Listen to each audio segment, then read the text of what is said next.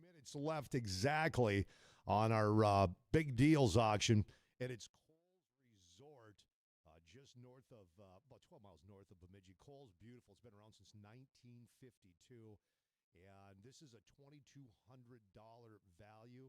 Right now, the current bid is at $800. This is for one week.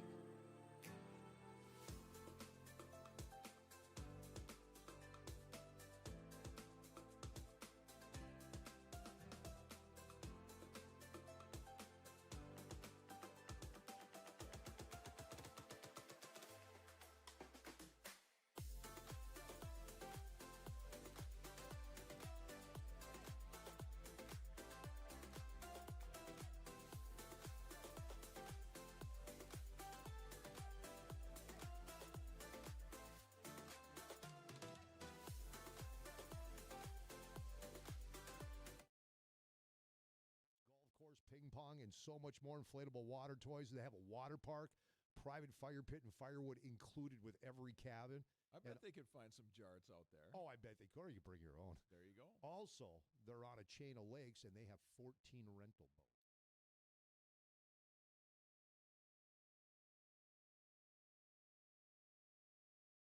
1,300 is still it's crazy. $2,500 value. Yeah, right now, if somebody's get it right now, it's a 64% savings. Come You're on saving now. $1,400. But bidding goes till 5. Go to WDAYRadioNow.com or AM1100theflag.com. Click on the big deals tab, and then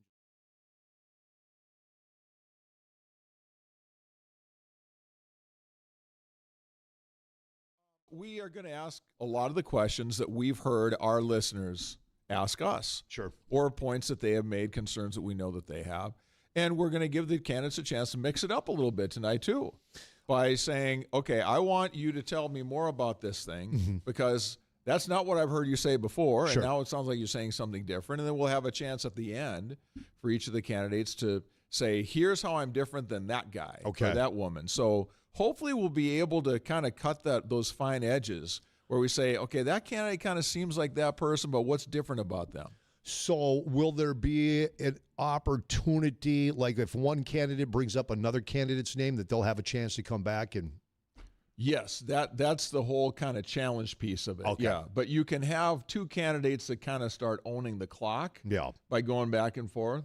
So we're going to give a chance to ask a question, respond, then we're going to move along. Awesome. So there'll be a little bit of that, but you don't want to have two people fighting the whole night either. We have Park Board member Aaron Hill, Native American artist Anna Johnson, former Cass County Commissioner Chad Peterson, Technical Solutions Specialist Derek Arneson, but I don't believe he's in tonight's debate. Window tint petitioner backer Jeremy Schaefer, who constantly likes to bring up my name at the Fargo City Commission meetings. It's the Jay Thomas Show. It's hilarious. What have you done to him? No, nothing. He's just in a good way? in a good way. I heard it on the Jay Thomas Show. Yeah, he goes, on the Jay Thomas Show. This is what they were. It's like turn on. It's like, thank you, buddy. Appreciate no that. kidding. Invoking your name. Yeah. Fargo Liquor Control Board member Scott Brecky, and also Fargo School Board member Nikki Gullickson, and former City Commissioner Tony Garrigan. Tony will not be here. He's working in Hawaii. Yeah. And I know there's been concern about that, and Tony's addressed that.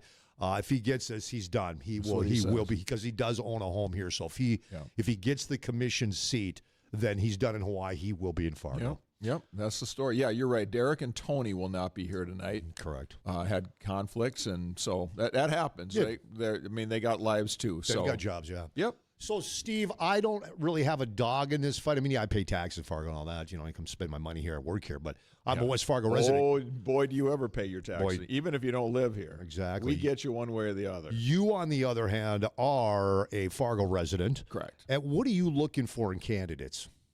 No. I mean, this is going to change Fargo, or it could change Fargo in big ways. Could have a mayor and 2 new commissioners. Well, we do. For sure, you're going to have a mayor. For sure, you're going to have new commissioners. Yeah. It could just change up whole, and now play. Could have 3 new commissioners. Well, that could be that, and also, and I think this thing's got a good chance of passing if they get the signatures. Came up on the show. It came up on the show again today, and so did the calls.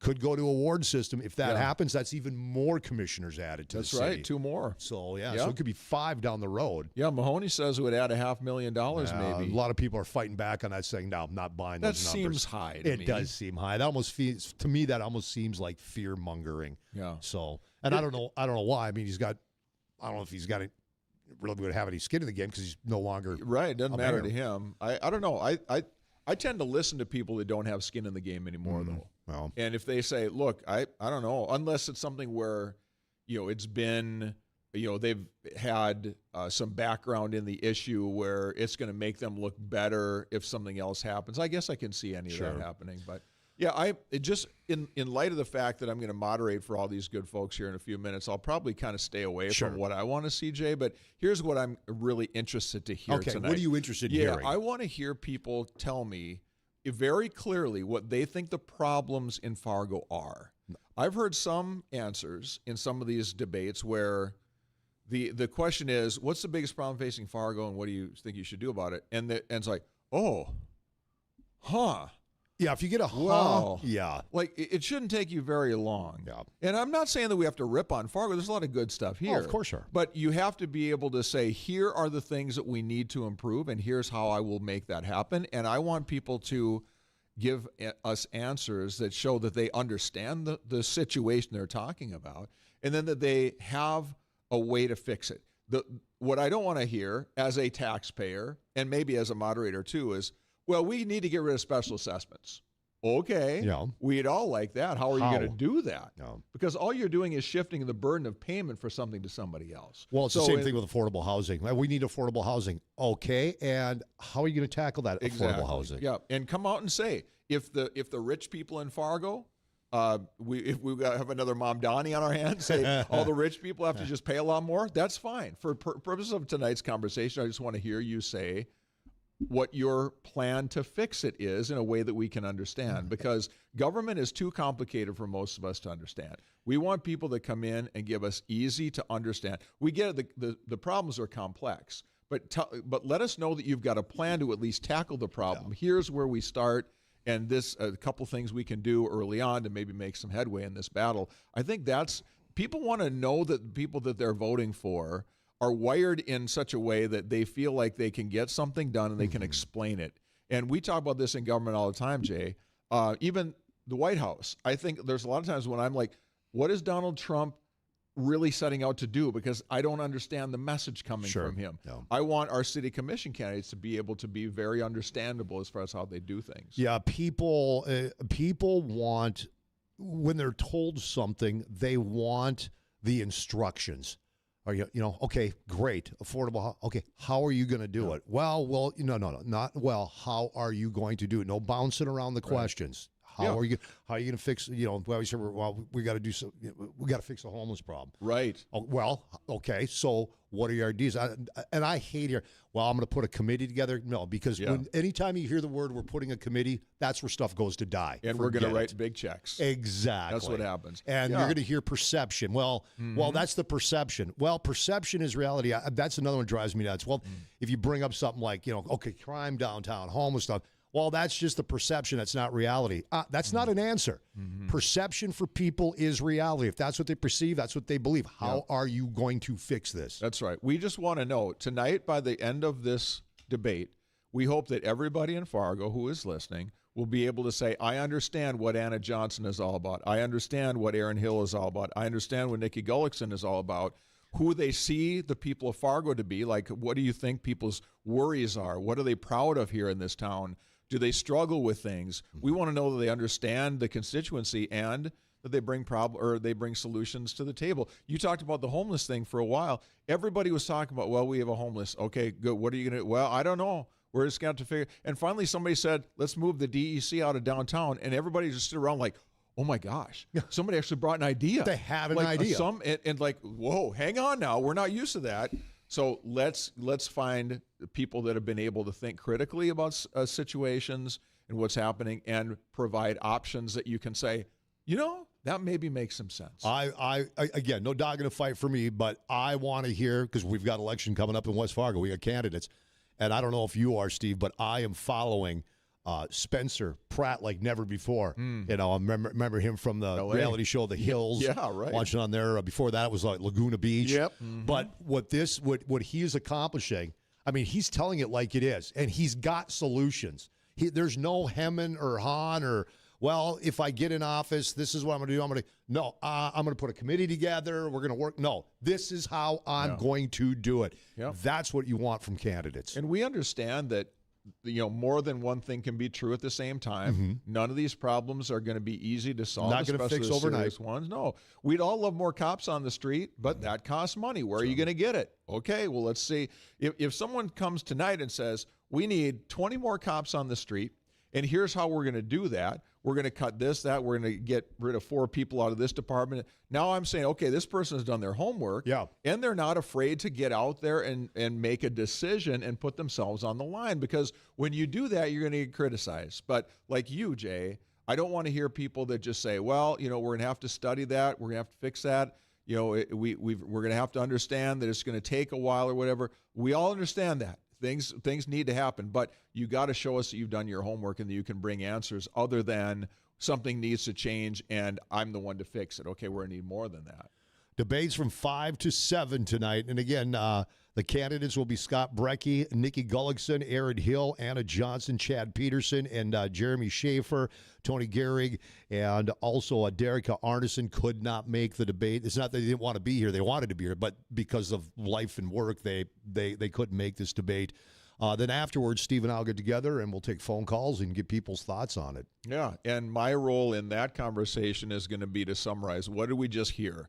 What was the statement that someone came out and took that position, made that hard choice, said, hey, this is going to be messy. You're not going to like the answer, but I'm going to give you the answer because it's the one you need to hear. Those are the things that we're going to be looking for tonight.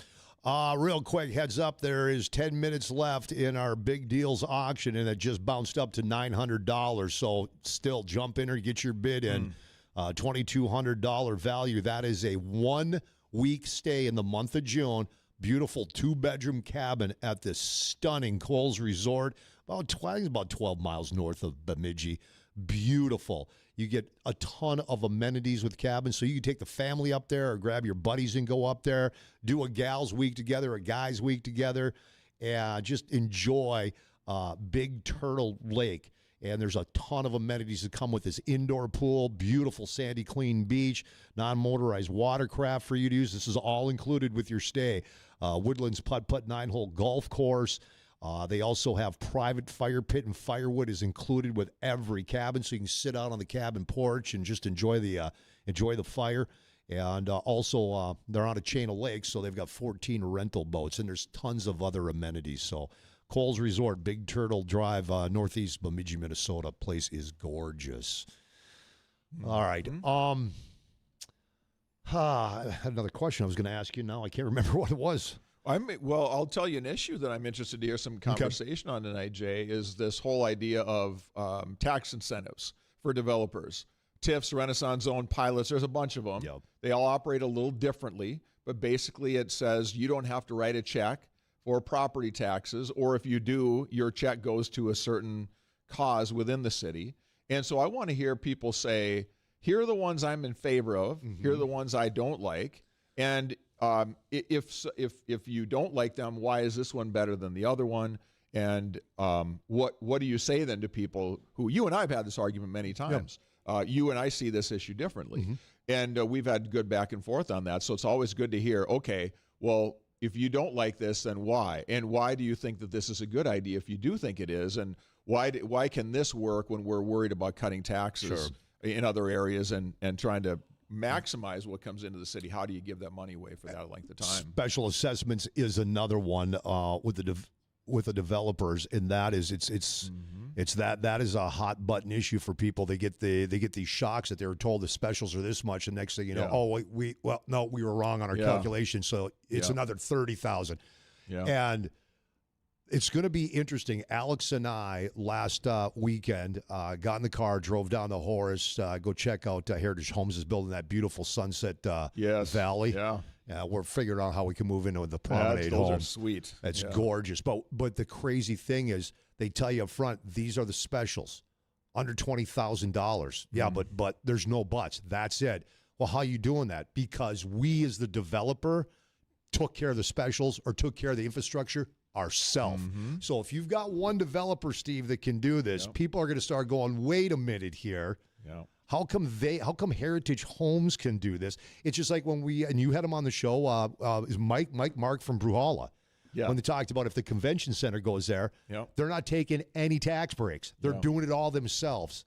It's like, well, wait a minute. How is this? How can they do it? So things could get interesting. And now that you've got developers or development companies that are starting now to say, hey, we can do this without needing help from the city. Yeah, and on the Bruhala plan, my understanding is that what Bjornstad and those guys are talking about is they would pay the taxes, but it would go into a fund to take care of the expenses in that area. They're setting up so almost you're their own earmarking it.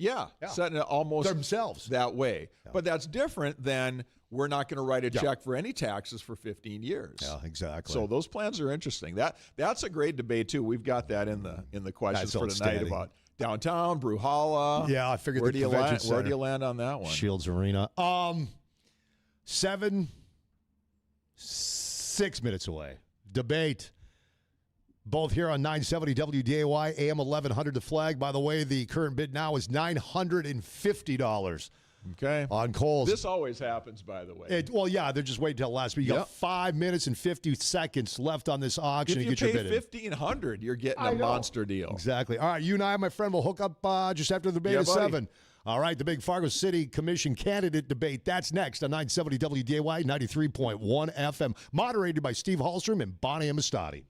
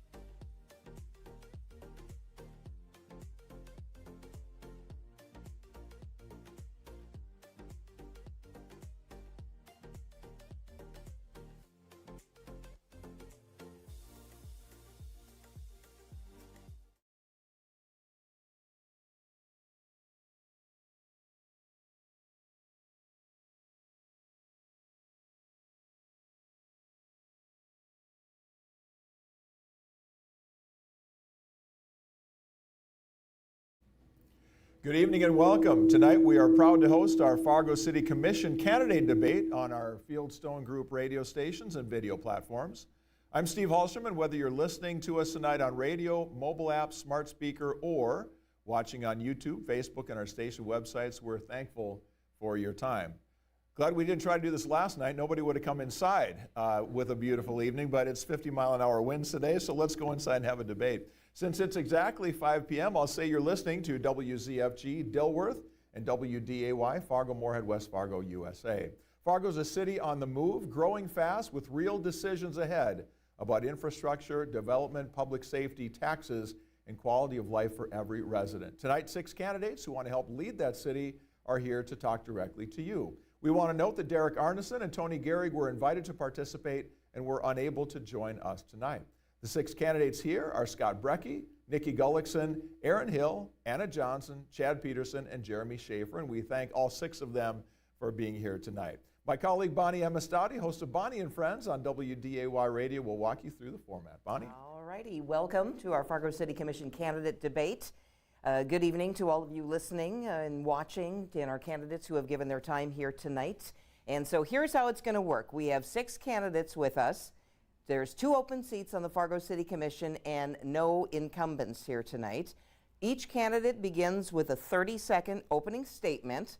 After that, Steve and I will ask a series of questions with the candidates. You'll take turns answering first, and each candidate will have 60 seconds to respond to every question.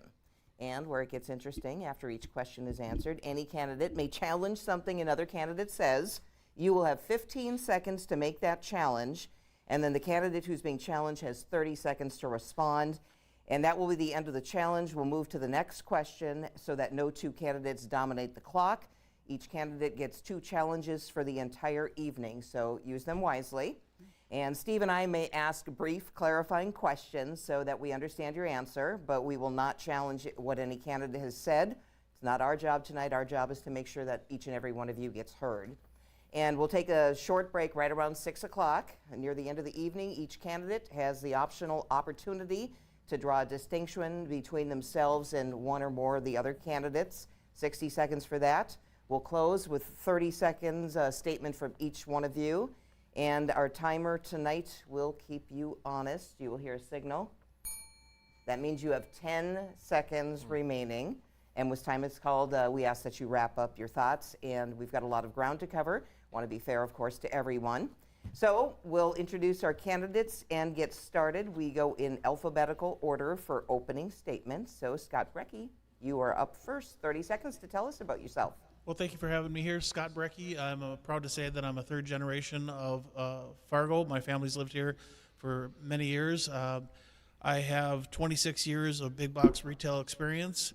I am currently in sales for stone industry countertops. I am with my wife for the last 27 years. I have a 22-year-old daughter that recently graduated from NDSU and a 17-year-old daughter. Alex, tell us about yourself. Thank you. I've been here for over 35 years. I'm married. I have 3 children. I have 1 in college, 1 graduating from high school this year, and 1 graduating in 2 years. I've worked here, businesses large and small and family-owned, also some entrepreneurial adventures, and I think some of the talents in my background will help me serve at the city level. I'm also in the 2nd term at Fargo School Board, and much of the work that we do is very parallel to what commissioners do. Thank you. Aaron Hill, who are you? My name is Aaron Hill. I was elected to the Fargo Park Board 4 years ago. I am a licensed real estate agent. I focus on commercial real estate. I live in North Fargo with my wife and 3 children. In addition to being on the Park Board, I'm also on the Xcel Energy Advisory Board. I'm on the Board of Governors for the YMCA. I'm helping out Great Plains Food Bank with their capital campaign. I volunteer at the Fargo Theater, and in my free time I help coach my kids' activities, and we like to go out and camp and do other things like that. I was born in Minot and went to high school at Shanley, college at St. John's. Anna Johnson, introduce yourself to our listeners and viewers, please. All right, my name is Anna Johnson. Most of you know me as the artist. I do a lot of murals in town. I hope to continue to do that. I was also a truck driver. I come from Bismarck originally. That's where I was grew up, and so I've been a North Dakotan my whole life, and I'm not a career politician, and I hope to bring people's voices first. Chad Peterson, tell us about yourself. My name is Chad Peterson. I'm a Ben Franklin, I'm a Longfellow Lion, Ben Franklin Wildcat, Fargo North Spartan, NDSU Bison. Been here my whole life. Over those years, I've owned multiple businesses, background in architecture and engineering. Owned one of the largest architecture engineering companies in the Midwest. I had multifamily properties, commercial properties, retail businesses. So my retail and private business sector experience is back for decades. As a public servant, I volunteered prior to my election to 3 terms as a county commissioner, volunteered on multiple boards, committees, commissions, panels, nonprofits. Blessed beyond words to have leadership positions both locally, statewide, and nationally. And that's a bit about me, and there we go. Thanks. All right, and Jeremy Schaefer. My name is Jeremy Schaefer. I'm 29 years old, newly married as of October. We got our first baby coming next month as well, too. I've worked about 10 years in manufacturing, shipping, logistics, recently transitioned into doing actually window tint sales. Some people know me as a guy that ran the window tint petition over the last year, and as of recent, I've been hosting free karaoke downtown to interact with the younger voters, and there we go. You guys ready? Very good. All right. Scott, we're going to go with you on the first question. Why did you choose to run, and what do you see as the biggest issue facing Fargo? Yeah, so over my course of my career, this was always something that I would be interested in doing, being a servant leader in the community. I've always been involved in some type of a 501c3 and donating my time to the community. I've worked with the Boys and Girls Club. I've been a volunteer in the Fargo Liquor Board. I strongly believe to be relevant in the community. During this last 3 years of being on the liquor board and being more vigilant on what's going on in our current government, this position that I'm currently in is the right time professionally and personally for me to take on this position. All right. Nikki Gullickson, why did you choose to run, and what do you see as the biggest issue facing Fargo? I chose to run because we have a few pressing issues that are kind of high. The biggest one that I'm going to put them together. It's our homeless, mental health, and addiction, because those areas often overlap. And I think there's more we can do. We have some programs that are ongoing. I've been researching things that are taking place in other cities, so I think there are some things that we can do with that. And that's probably the first and foremost. Second is safety. Our fire, our police, our safety personnel. We really need to support them, back them, make sure they're fully staffed and that they have all the proper equipment and training that they need. All right. Aaron Hill, why did you choose to run? What do you see as the biggest issue facing Fargo? So service is in my DNA. It's just how I'm wired. I am most fulfilled when I am in service to others. As I'd mentioned earlier, I got elected to the park board 4 years ago, so my term is up in June. So in deciding what I was going to do this June, I looked at all the work that I'd accomplished on the park board at the park district. It was a little bit of a rocky start when I got elected. We had some big projects to complete, and now I feel like the park district is in a great place. And so I'm looking at the city commission as sort of the next opportunity to affect some positive change in the city of Fargo. I think one of the biggest issues is, and it's also one of the biggest opportunities, is the growth. You know, we're not a small town anymore. I think that's a good thing. The community is growing. It's exciting, new businesses, new things. And I think we need to sort of change our government to behave more like a larger city. And that's why I'm running for city commission. All right. Anna Johnson, tell our listeners and viewers why you chose to run, and what do you see as the biggest issue facing Fargo?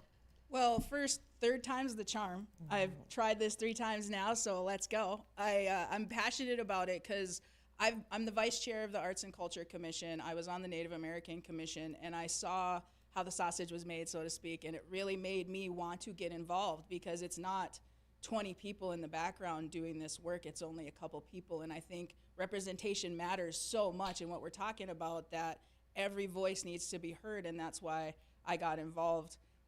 Why I got involved this time is because, like everybody else, I watch the news, I see the divisiveness with the commission, and I really want to bring change to that. I think our city staff needs to be supported better. I think that they're vital to what we do as a city. Without them, we don't run, and I think that's one of the #1 priorities I have. The other thing is the biggest issue we always talk about is housing and the workforce. Housing is always going to be an issue, and we're going to continue to grow, and how do we make that work for us? All right, Chad Peterson next. Why did you choose to run? What do you see as the biggest issue facing Fargo? Volunteerism is in the Peterson blood. It comes from my grandparents and my grandparents' parents, all the way through my parents as well. It was expected of my brother and I that we volunteer and participate, and that's what led my brother into military, myself into all the boards, panels, committees, commissions, and nonprofits. You need to be a servant leader. That then led into my 3-year term, or 3 terms as a county commissioner for 12 years. From that, I was pushed into this. This wasn't on the radar for me in the past. It came upon me as a bunch of people giving me phone calls, texts, emails, encouraging me to go forth and said, I think you can do some good things for the city. I think you can carry forth with what you did at the county commission and bring that into Fargo City Hall. And I think that's a good message for me to carry forward. So volunteerism's in the blood, and I figured this would be a good way to serve. A. B.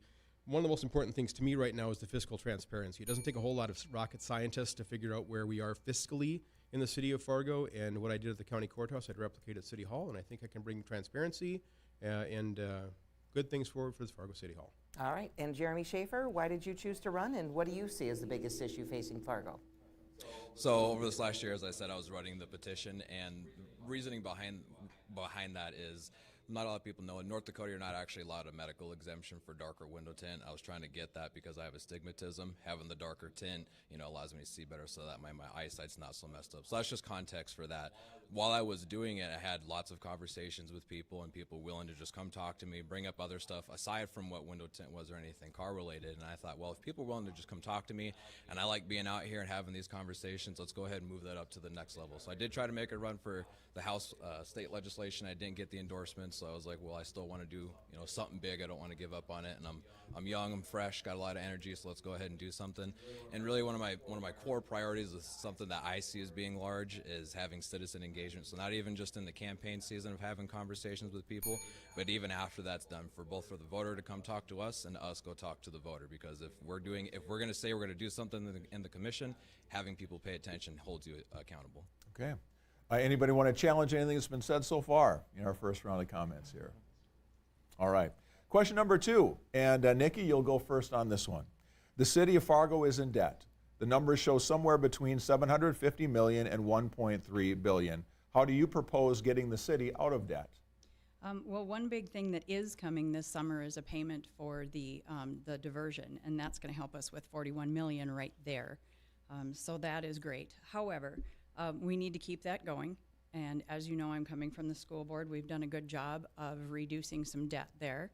And I appreciated the way that Dr. Steiner did it. I think I could bring some of that to the city, and I think we could carve off some more. We also need to look at how we're using TIFs or incentives and different pieces like that. They are a tool. They are not a guarantee. Some businesses or developers need to have that. Some do not. So I think we can be more maybe judicious with how we use those. Okay. Thank you, Nikki. Next up, Aaron, same question for you. So in a growing city like Fargo, I think debt is a part of the growth mechanism. So I don't think it's necessarily how do we eliminate debt, or at least I'm not aware of any community our size that's growing as fast as we are that doesn't carry some sort of debt. Now, does work need to be done? Absolutely. And as others have said, our cash reserves, we got downgraded by Moody's because they want to see 25% cash reserves. We're hanging right around 20 instead of 25%. So do we need to work on that? Yes. Is it catastrophic? No. We've had our budget issues at the Park District, and what seems to work really well is you're having your leadership bring all of your staff together. If you can have the staff sit at the table and look at, okay, where are opportunities for revenue to come in, and where are opportunities to cut expenses. And if we have everybody in the boat rowing in the same direction, that really helps us as commissioners to be able to basically say yes or no. Thank you. Anna. Well, like everybody, we've been talking about fiscal transparency, really. And I think the most important thing is some of the things we've been talking about right now, like the communications department, let's look at that. That's a huge budget. There's a lot of that in the city budget that could be looked at that people are talking about right now. And I think that that's the most important part, is listening to what people think is the most important part. I am just one person for the voice of a city. Just like the rest of these people next to me, we're only one person for a whole city. And I think that's the important part to look at here, is also that, like Aaron's saying, our budget is not always going to be balanced. We are going to have to carry some debt. And that stuff is infrastructure. It's not just random debt that we're carrying like a business would. Thank you. Chad. Debt's important to acknowledge, but it's more important in my mind to acknowledge rate of growth and asset allocation. So what we did at the county, the main message there would be neither lead nor lag the market when it came to FTEs, as an example. We wound up at the county chasing, and this is particularly in law enforcement, we wound up chasing the salary increases from downtown. We all do the same things. Everyone who lives in Fargo also lives in Cass County. We all do the same services: infrastructure, law enforcement, tax collection. We wound up following the city of Fargo as they progressively increased salaries to the point where it set the rest of us, not just us in Cass County, but our friends across the river in Moorhead behind. Asset allocation. We spent $2.2 million building a brand new law enforcement center. The Cass County Sheriff's Department is the largest law enforcement center, the largest law enforcement agency in the state of North Dakota. 2 years later, the Fargo Police Department allocated $4 million in cash on a rental property for their new law enforcement center. We do the same things, dollars substantively different between the two things. I think it's incredibly important to have someone in leadership that's able to understand those things and dial things down accordingly. So you're saying there's an opportunity to avoid some duplication of services? There's that too, but this is primarily just straight asset allocation. Look what we did at the county courthouse in my 12 years, doing the same mission they had in Fargo. We did the exact same thing, kept our citizens safe, so for substantively less dollars. All right. Thank you, Chad. Jeremy. So when you're looking at the budget, like you said, with the numbers, where if you took out what the actual special assessment amount was, that's where it would be at the 750-ish million that you had mentioned. So that's a massive amount that's in there. I propose what would be helpful to get rid of that debt is the end of special assessments. Special assessments happens when you have brand new construction, and if it goes at a higher pace than what the city can actually keep up with it. The city essentially takes out a loan, we'll call it that, and it puts that back onto the homeowner, whoever is within that area. So I think of the budget, think of it running like a business. When you have a business, before you look to expand and take on other expenses by growing, you make sure what you currently have is humming and doing well. So that would mean what we currently already have for that infrastructure, not really pour money, but use the money that's already allocated within the budget, put it into that before you allow any additional outside growth. We still want to grow, but you don't want to do it irresponsibly. Okay, thank you. Anyone wish to challenge anything that's been said here so far in this round of questions? Scott has to got go. 15 seconds. No, he hasn't gone yet. We need his response first. Pardon me. Oh, started with dancing. excuse me. Yep. Thank you, Scott. Go ahead. Oh, I'm sorry. Yeah. Very close. I apologize. I don't have any rebuttals. I do have additions, if that's okay, or do you just want rebuttals? We're looking for challenges on this one. Yeah. If you want to challenge something someone said, that I think what you said was incorrect, or I think that you're off on that, that's what the challenge is for. Well, So, maybe I will take that, because Anna had alluded to our communications department. If you watch the commission meeting on Monday night, it is only 6 personnel, and the budget was over $2 million, and now it's $485,000, if I have that correct. Well, can I answer the one question? The city in debt, yes. Yeah, the city in debt, and then challenge that as well. But, so, can you repeat the question? Yes. I apologize. The city's in debt. The numbers show somewhere between $750 million and $1.3 billion. How do you propose getting the city out of debt? Eliminating tax incentives. There is step-by-step as far as, case-by-case basis, but we've obviously given out way more tax incentives than we should, and eliminating specials. It's not just new growth for specials, it's also existing locations. When we go through, citizens should not have to pay, and I know some of these are federal tax, whatever, but you just total tax off your paycheck, tax off 23 cents for every gallon of gas, your tax on your license plates, your property tax that continually goes up, and all these, your sales tax, and every one of those has infrastructure in there. And then when you do the road in front of your street, boom, you're hit with another tax, which adds value to your home, which now you're paying an additional property tax on that. The format is not correct. It does not work in this environment. It needs to go away. Also on budgeting, you look at, you want to talk about spending money foolishly. let me rebuttal on the. Yes, on the 15 seconds. 15 seconds. Yes. So the budget right now is under communication. It's on there. You can go online. It's $1.8 million. It is for 11 people for the current budget for our communications. Why the mayor said it was 400,000 with 3 people, I have no idea. It's clearly online at the budget. So. Okay, now we need to give Anna a chance to respond. I was just going to say, do I get to say Anna, anything you have about got, this? you have 30 seconds So, to yes, respond to Nikki's comment. Nikki's right. Like I watched the commission meeting as well, and they are honing it in right now. But Scott's also right in that in our current budget, it does say that right now, 1.8 million for 11 people, but they have toned it down. I think that they're working on it. It doesn't mean it's a perfect thing. Right. And so it was just one example of something that we're working on right now that still needs to be dialed in, along with probably all the consultants we use, because I'm sure you guys would agree with me that there are a lot of good people right here in our town. Now, Nikki, you have 30 seconds to respond because Scott challenged your interpretation of the numbers on the on what's there in that budget right now for the city communications department. No, it's fine. It's being worked on, so I'm good. Okay. Were there any other challenges? Or we're good to move to the next question? All right, so Aaron, you are first. Housing affordability is a real concern for many here in Fargo. What can be done to make housing more affordable? It is, and this is a big issue in this election for everybody. I think it starts with our planning department working with our staff, and I think we need to make sure we're partnering with the right agencies in the community. Cass Clay Land Trust is a good one. Partners like that, Builders Association. I think we need to find ways to be able to look at infill as well and look at sort of blighted neighborhoods, blighted areas, and say where are opportunities that we can build different types of homes. And I think that's being worked on through the Land Development Code as well. Are there opportunities for 4plexes, 6plexes, 8plexes, things that are what I consider affordable is less than $200,000.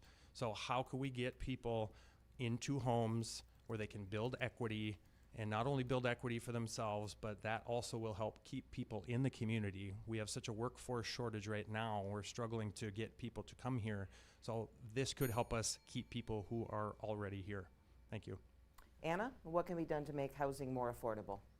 Well, housing and development in Fargo are at a crossroads right now because we're growing so rapidly, and that's a good thing, but if we don't address some of the key barriers, then we're going to keep falling behind on affordability and availability. So between the materials and labor and regulatory requirements, the cost of new construction is gone up significantly in recent years, even more so in the last year. And that gets passed directly onto the renters and the buyers, and we need to look at where the city processes and fees are adding unnecessary burdens and reduce that burden without sacrificing safety and quality. And that's just one little thing. And I think that permitting and approval processes can be looked at and streamlined, because when you apply for something, we want it to be quick so that can keep working.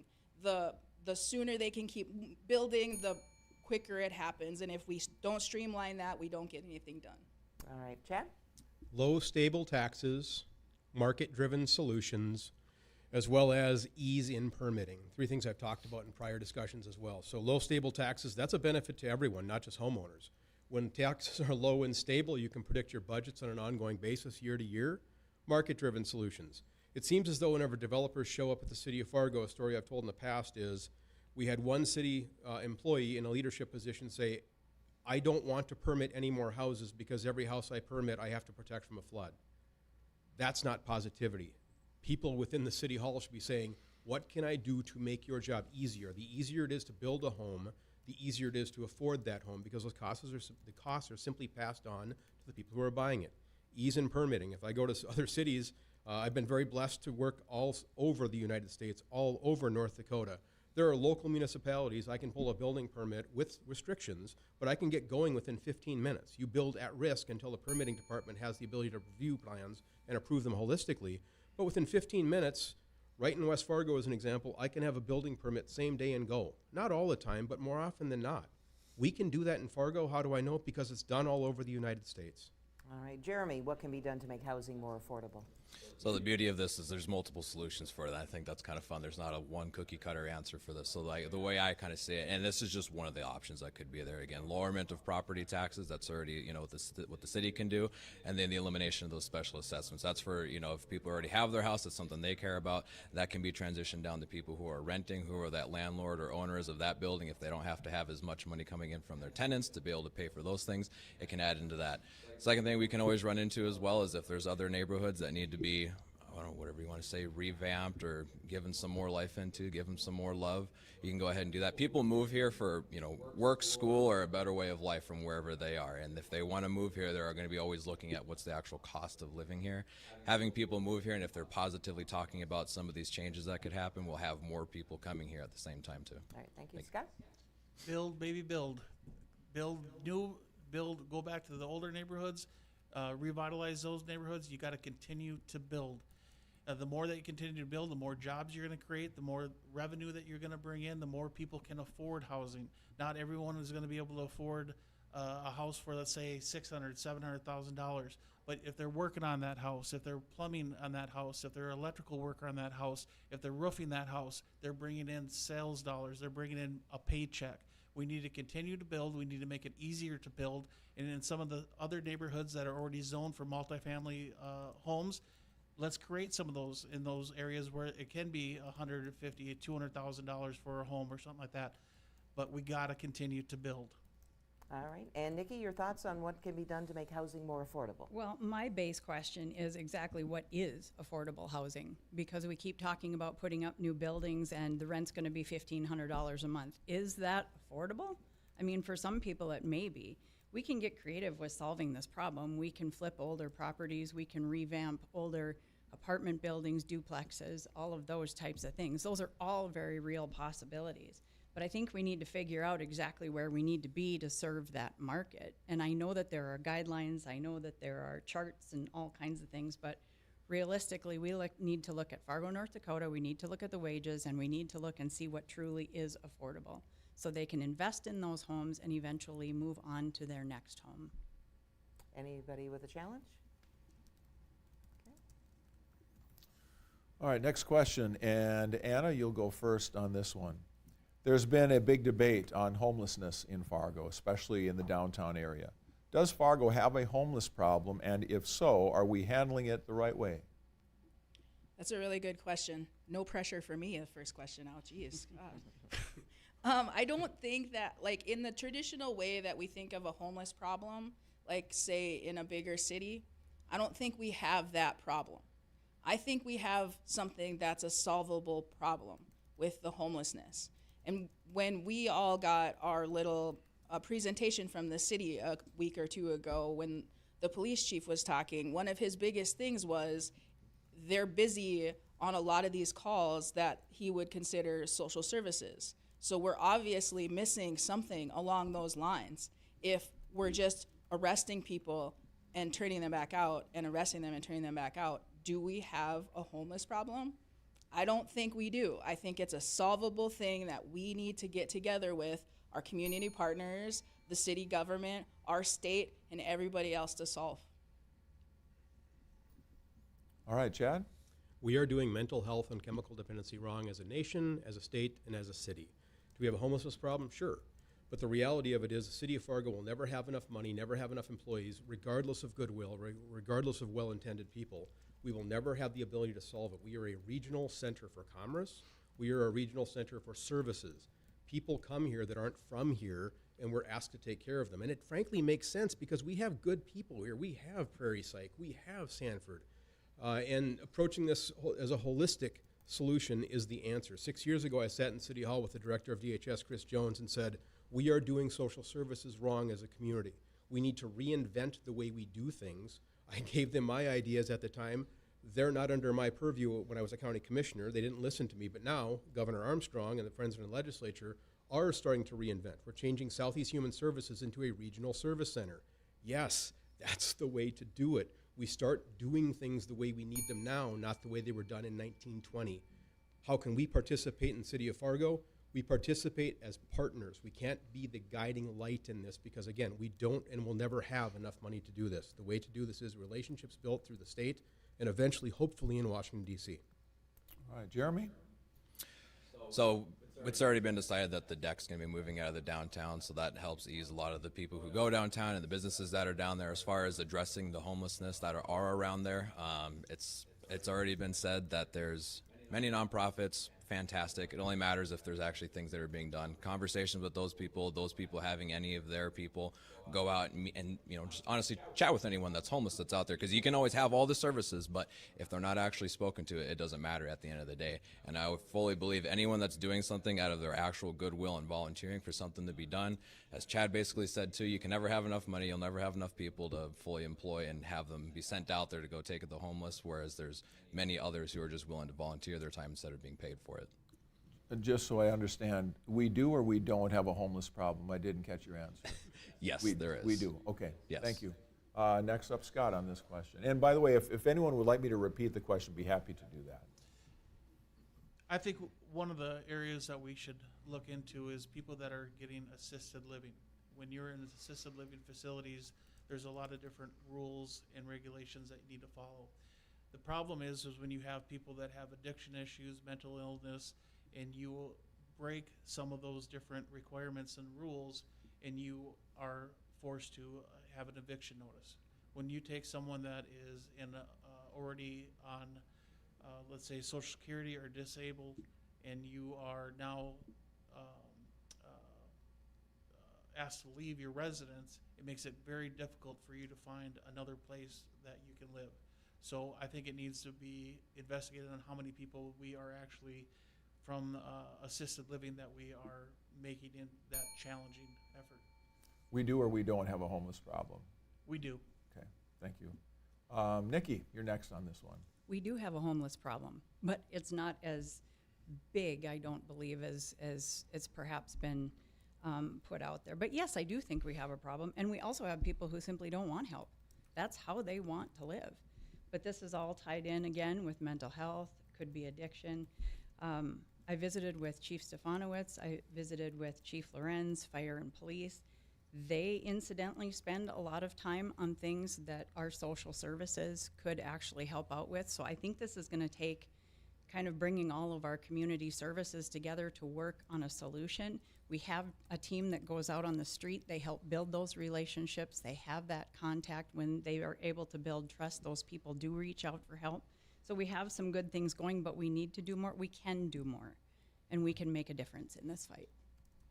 All right, Aaron, last one on this one. On this question. We do have an issue, but it's an issue all over the country. We are not unique in this. This is very common, and I look at this as sort of a growing pain. As we become a bigger urban community, this is an issue that comes along with it. And even nationally after COVID, that's been an issue. There's some stats. I believe currently the city is really only participating about 6% of financial resources. At a given night, it's about there's about 1,000 people that fall into that sort of below the poverty line number, but it's really about 40 to 60 individuals that are the most visible ones, and especially with having the engagement center on 4th Street. And I did tour back when we were working with the city on the camping ordinance. I did go tour the camps, and I toured the engagement center. I wanted to look for myself. I wanted to meet the individuals. They are human beings. We need to show compassion and treat them like humans. But also, I think the city needs to play a part, but the city, this can't be the city's problem, and we need partners at the state as well, because it's as Chad kind of mentioned, we have people coming to the community because we have the services here. So we need partners across the state and locally to help figure this out. Okay.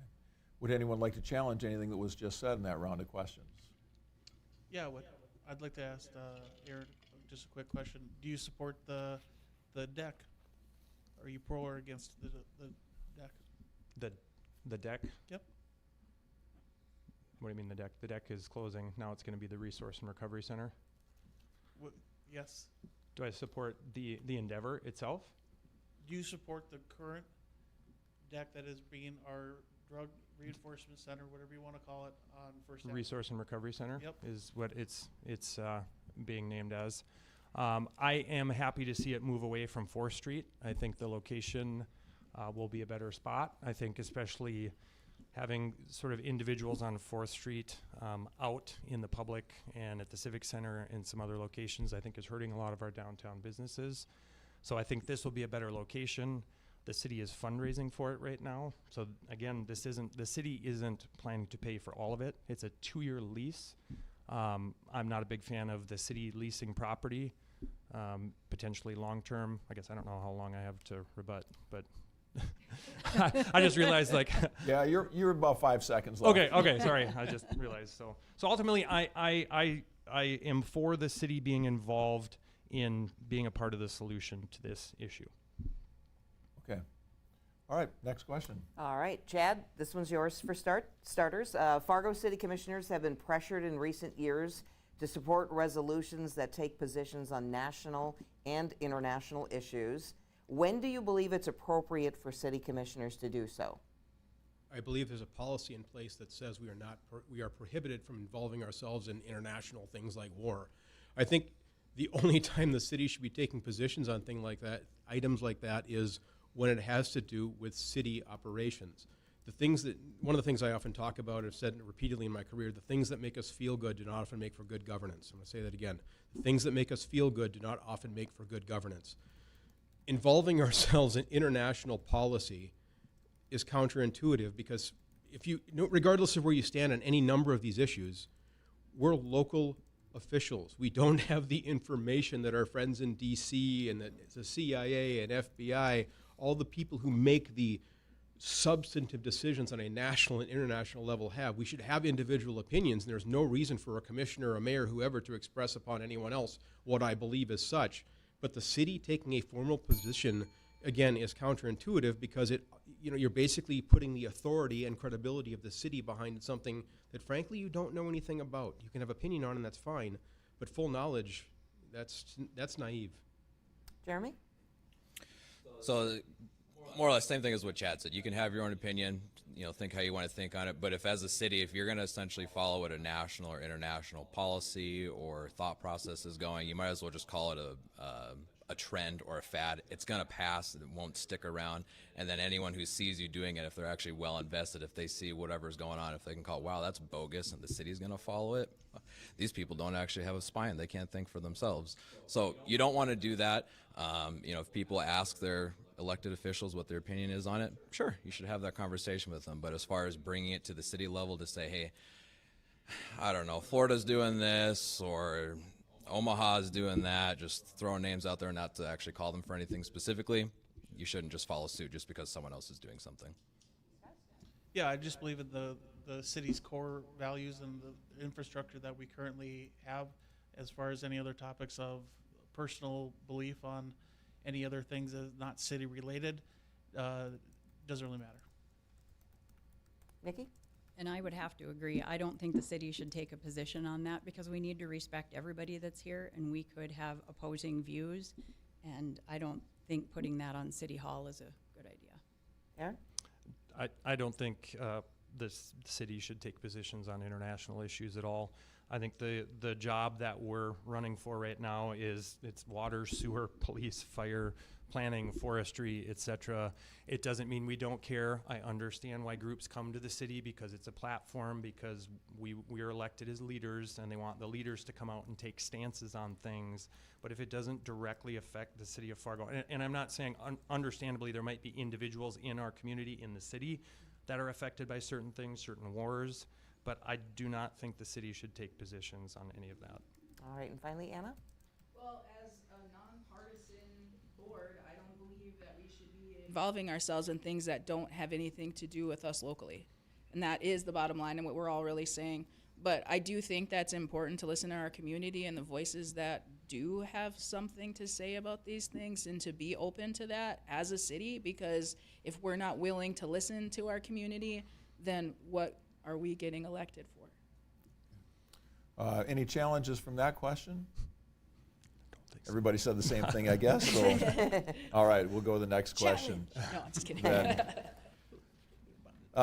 Let's see, Jeremy, you'll go first on this question. Police Chief Travis Stefanowicz, congrats to him for the new position, by the way, has said that one big issue he plans to dive into right away is the drug problem in the city. How bad is it, and do you think the harm reduction program and the handing out of needles and syringes is contributing to our drug problem? He's correct in his approach to wanting to go ahead and handle that. As they call it, the needle exchange program. It's one of them things that sounds really great in theory and for it to be a great idea, but in reality, it's just not doing that. It's more of an enablement than it is an actual, I don't want to call it a cure, but a helping of people that might actually have an issue that's going on with them. So definitely get rid of that, and then anything else from there, if he sees it being more of a problem from getting data from what's going on the streets, go from there after that. Okay. Thank you. Scott? If I'm elected, the first motion I would make is to remove the needle exchange program.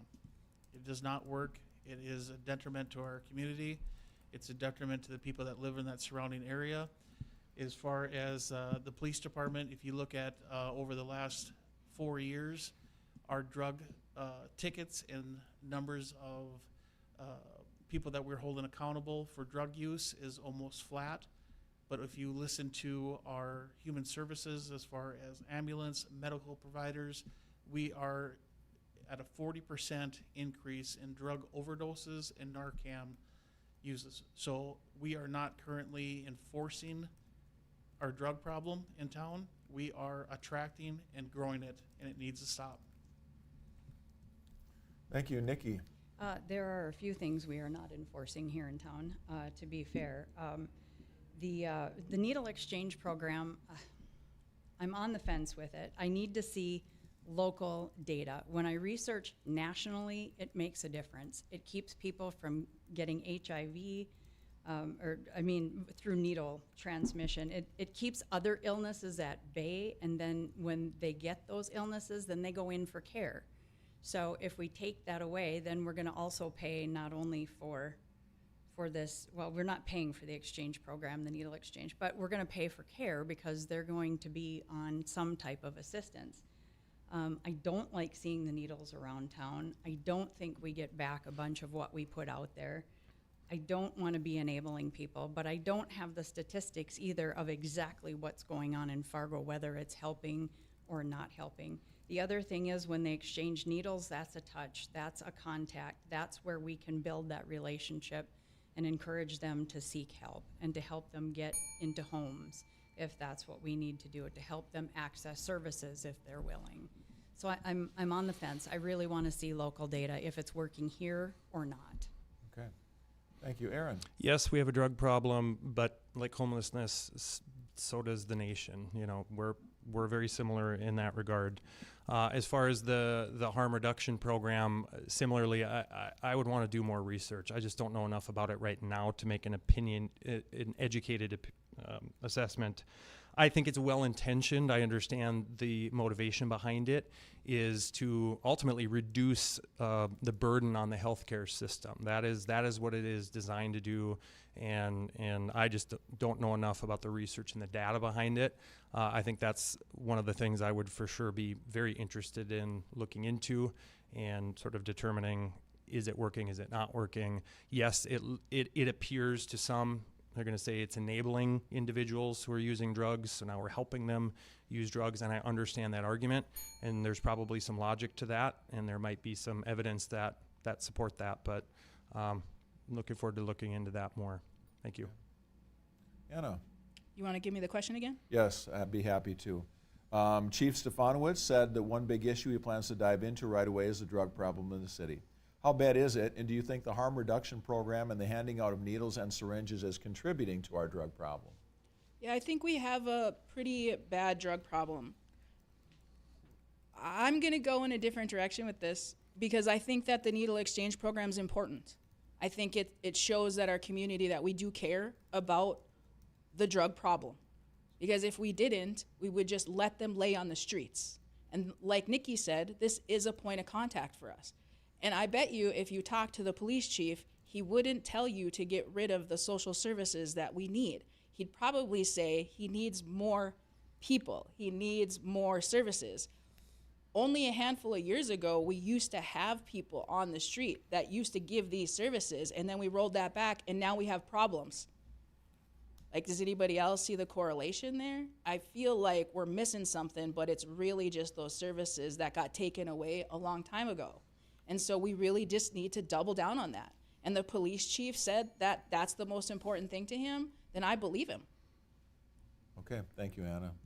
Chad, you'll have the last answer on this question. Outsider looking in, if the chief says there's a problem, regardless of what it is. If this is what he wants to focus on right now, we support our police force, support our new leadership, and target that.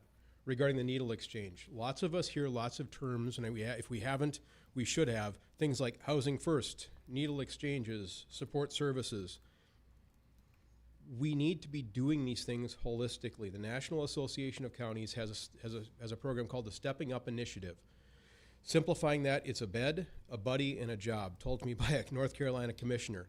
If we just do things piecemeal, like housing first, again, it makes us feel good. Like I said, feeling good doesn't always result in good governance. We want people to have a home. We want them to be warm. But if we just do that, and that's what actually Southeast Human Services did for a while, they've gone away from that. In that particular case, they wind up pawning off all their furniture so they can buy drugs. That's a real example that happened here in town. If we want to do this, again, we're doing it wrong as a state, as a nation, as a state, and as a city. We need to do things holistically, and there are data-driven policies that we can look to lead and guide us. And we do it as partnerships, city, local, statewide. Is handing out the needles and syringes contributing to the problem? As it is being done right now, absolutely. But if it's done correctly, it won't. But we're not doing that. The city shouldn't be involved in that at all right now. It's not our mission. Thank you for helping us understand your position on that. All right, and before I ask if anybody has any challenges, Scott, you have used both of yours. Nikki, you have used one of yours. Does anybody have any challenges to what has been said? No? All right, next question, Scott. The City Commission has a history of hiring outside consultants to study issues that affect city governance or process. The step usually causes delays in decision-making and carries a financial cost. What is your criteria for deciding if the commission should make its own decision or hire outside help? I think my favorite one of completely wasting money is when the city paid $40,000 to someone to stand downtown with a decibel reader to see how loud noise was. I think that there are times that you want to use someone from outside the city, as far as if you were looking at something as an investigation or something as if there was a sensitive issue with a budget question that you might want to look at that. But for some of our more common sense issues, we have plenty of people in our universities, plenty of people in our staff that could do something besides wasting $40,000 on how loud music is outside downtown. It's completely ridiculous. All right, Nikki? I'd like to see us use consultants less if we can do it. The way it was explained to me when I inquired about this is that we don't have a person on board that can manage whatever that particular thing is. And so by paying a consultant's fee, we're not hiring somebody full-time and bringing them on for very niche things, which makes some sense. Now, having said that, do we need as many as we've had? I'm not privy to that information. I would like to see us use local people. I agree the colleges would be excellent. Wahpeton does a lot of that collaboration. It would be good opportunities for our students if we can bring those niche things here. I am concerned about the financial piece of it. Is it necessary? I don't know. I imagine in some cases it is. There's a time and place because something is so specific that we may need some outside guidance. But I'd like to try to find somebody at home, and I'd like to keep the cost down if we can do it. Thank you. Aaron? I don't have any data or facts to back it up, but I have heard that the use of consultants is a little bit bloated, let's put it that way. I think there's a time and place for consultants. I know in the Park District we've had different projects, a park system master plan or any sort of master planning. It helps to have different types of experts. So I think it just depends on what it is. So I think we need to use them more strategically, but I'd like to see the staff try to be able to find more ways to work on things internally before seeking consultants. So I would say I don't have a perfect outline of what is the criteria of when you bring them in, when you don't. But again, I think I would like to see the staff try to do more of it internally. All right, Anna, your thoughts? Yeah, I agree with Aaron about the idea that consultants need to be brought in when they're needed for specific things, but when we're talking about that, there's so many variables there, and really looking at that budget to see where we are spending our money on consultants. Because if we're spending millions of dollars on a consultant from another state to come in and tell us how to do our business, that I'm not okay with. If it's my local builders industry association and we're partnering together to come up with some good ideas, I'm all for that. So I think there's a balance there for this consultant thing, and it's always been a hot button issue, and I think it'll continue to be until we really dial in on why we use them and what we're using them for. All right, thank you. Chad? Long before my political career, the running joke was you have to go out of state if you want an expert. Meanwhile, we sat in the room shaking our heads saying these folks don't know any more than we do. Back to my resource allocation topic. Maybe it's coincidental regarding the number prior, but we spent $40,000 on a survey to receive 400 responses. I cannot believe that's true. No one has countered that when I've said it. Something as simple as I want to find out what's the best water bottle. You can go to Grok, type in what's the best water bottle survey, give me 10 surveys with 10 answers. Your comms department, skilled people, can figure out what are the 10 most prudent questions, put that online, put a QR code on your water bill, make it all free, and make it a habit, make it every quarter. That's literally pennies. There's no way you could burn through $40,000 in staff time accomplishing data gathering. I just think things happen without input from the commission. I think things happen without people's knowledge. It just sort of gets done on a consent agenda. The result is before the commission. We need better engagement and far greater attention paid to where we're putting our dollars in terms of resource allocation. Thank you. Jeremy? Can you repeat it one more time, please? City governance has a history of hiring outside consultants to study issues that affect the government or the process.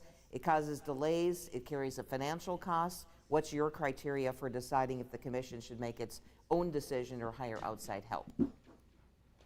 Well, if we're elected, the people are expecting us to be smart enough to do it, and if we're not, we're not dumb, but it should be a last-ditch effort if you're actually going to get a consultant, because at the end of the day, the people are not really interested in seeing their tax dollars go to pay for someone when the city has 1,200 employees, great colleges around the area, other partnerships where it should be a last-ditch effort. If you're ever going to call a consultant for something, exhaust all your resources, all the people that you know, because just because someone works in a certain department also doesn't mean they might have prior experience in whatever you need consulting on. You can have that conversation with them. So my stance is you shouldn't have to do it if you've exhausted all your resources. If it really comes down to it and you can't get someone to do it without having an outside consultant, go ahead. Okay, thank you. Anyone wish to challenge anything said during that last round of answers? Okay, on to the next question. And Nikki, you'll go first on this one. Okay. Many people say they won't go to downtown Fargo because they don't think it's safe. Businesses in many ways are being affected. What can be done to improve safety downtown? We're already seeing a turnaround. I went downtown, I visited with businesses. They don't have great concerns, at least the businesses that I visited with. I specifically chose one on each block because each block looks just a little bit different. And I visited with them, and there is a lot of pride. There have been a hiccup or two, but not threatening, more annoying than threatening. Having said that, I would really like to see us boost our downtown, grow our downtown. I visited with our police chief, and he's got some great ideas coming on board I think are going to make citizens feel a whole lot better about coming downtown. Sadly, I think maybe some of the people that say some of the things maybe aren't frequent downtown goers. And if they'd go down and have supper or see the movie or have a drink or do something like that, they might see the vibrancy downtown. Okay, thank you. Aaron? I spend a lot of time with downtown business owners. That is a part of commercial real estate that I focus on, and there is an issue, perceived and real, and especially if we have people visiting and they're shopping downtown and they're getting either panhandled or they just don't feel comfortable. If you think about what happened during COVID, is we had a police station downtown. So where you have a police station, you have police presence. And then we replace that with the engagement center. So now we lose our police presence, and we have, as we've heard, kind of the 40 to 60 sort of individuals And so I think that has greatly impacted downtown businesses, in addition to other things following COVID. But I think if there can be some sort of an increased police presence, I think that will help.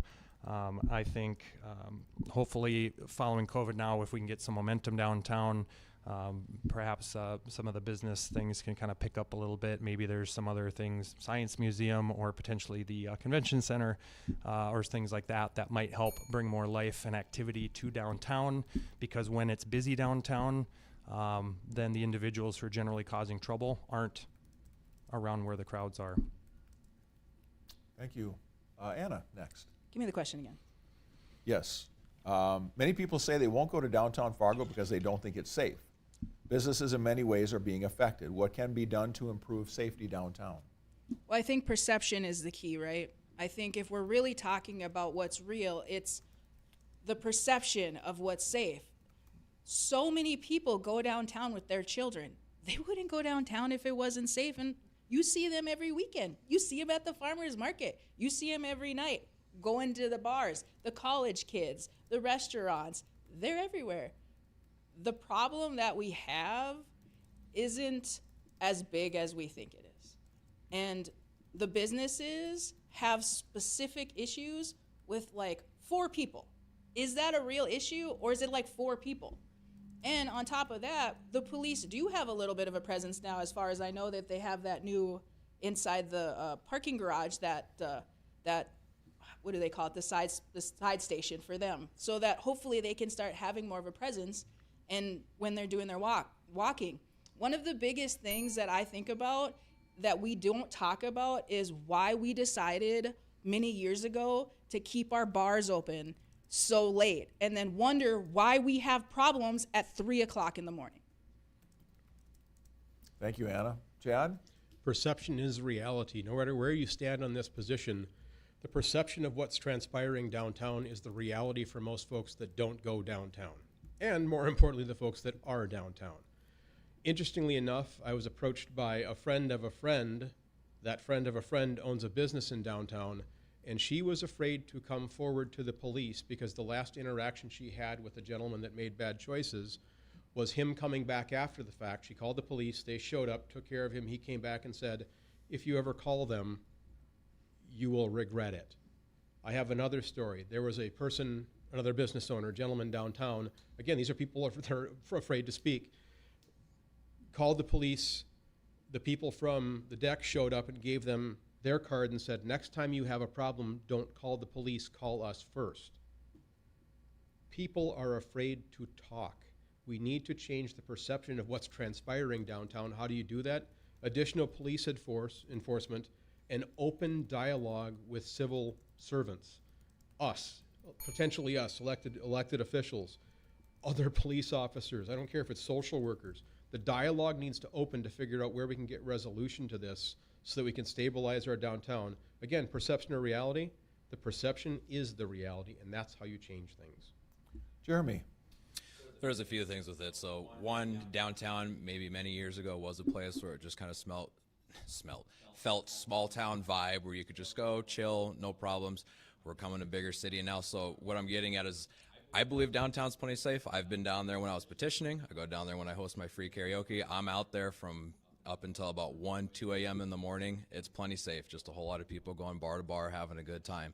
What I've heard from business owners that are down there, the biggest thing that gets them is when there's homeless people who just happen to be outside. I don't want to call it heckling, but they stop their customers that come in. That makes the customer feel uncomfortable, so they don't want to go down there. Not necessarily per se that they're not safe, but it's just, I just want to come in here and do my business and not be bothered while I'm doing that. So at the end of the day, if we took care of the homeless problem that would be down there and do that, then people would feel more safe to be able to go ahead and come downtown. Because sure, there's been some instances that have happened, but as we've said, those are later in the evening. So during the day when people should be just down there shopping, doing whatever, I think it'd be totally fine. Okay, thank you. Scott? I think it's a huge problem. And I don't think it's not necessarily one time of the day or another.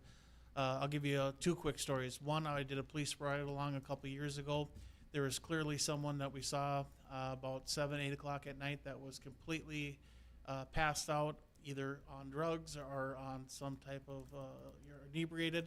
At that time, the instructions were, as long as they're breathing, we don't bring them in. We don't bring them in a detox. We don't do anything with it. I've seen that several different times where people are clearly passed out downtown. We do not have a ticket that we write for that. We do not, even if we're not even going to do a fine, we do not do anything to that person as long as they're breathing. Hopefully that changes in the near future. The other thing is we took panhandling and aggressive panhandling off the tickets. We do not write a ticket for it. There's not even an option to write a ticket for that. A few years ago, it was. As of currently right now, you cannot write a ticket for aggressive panhandling. For example, I brought my co-workers. We had a wonderful lunch downtown. He wound up getting a parking ticket. He looked over and saw a young lady get aggressively panhandled for her leftovers. He said, how can they do that and not get a ticket, but I get a ticket for an extra 10 minutes parking? It's a big problem that needs to change. Okay. This would be a great spot for our halftime break here. Do we have any challenges first? Thank you, Bonnie. Yes, thank you for that. Any challenges on anything said there? Yep. One for Scott. Yeah. So let's say if we ticket the panhandlers, if they don't actually have any money to give for the ticket, what do we do after that? We're just going to forever let them sit in jail, or what do you do?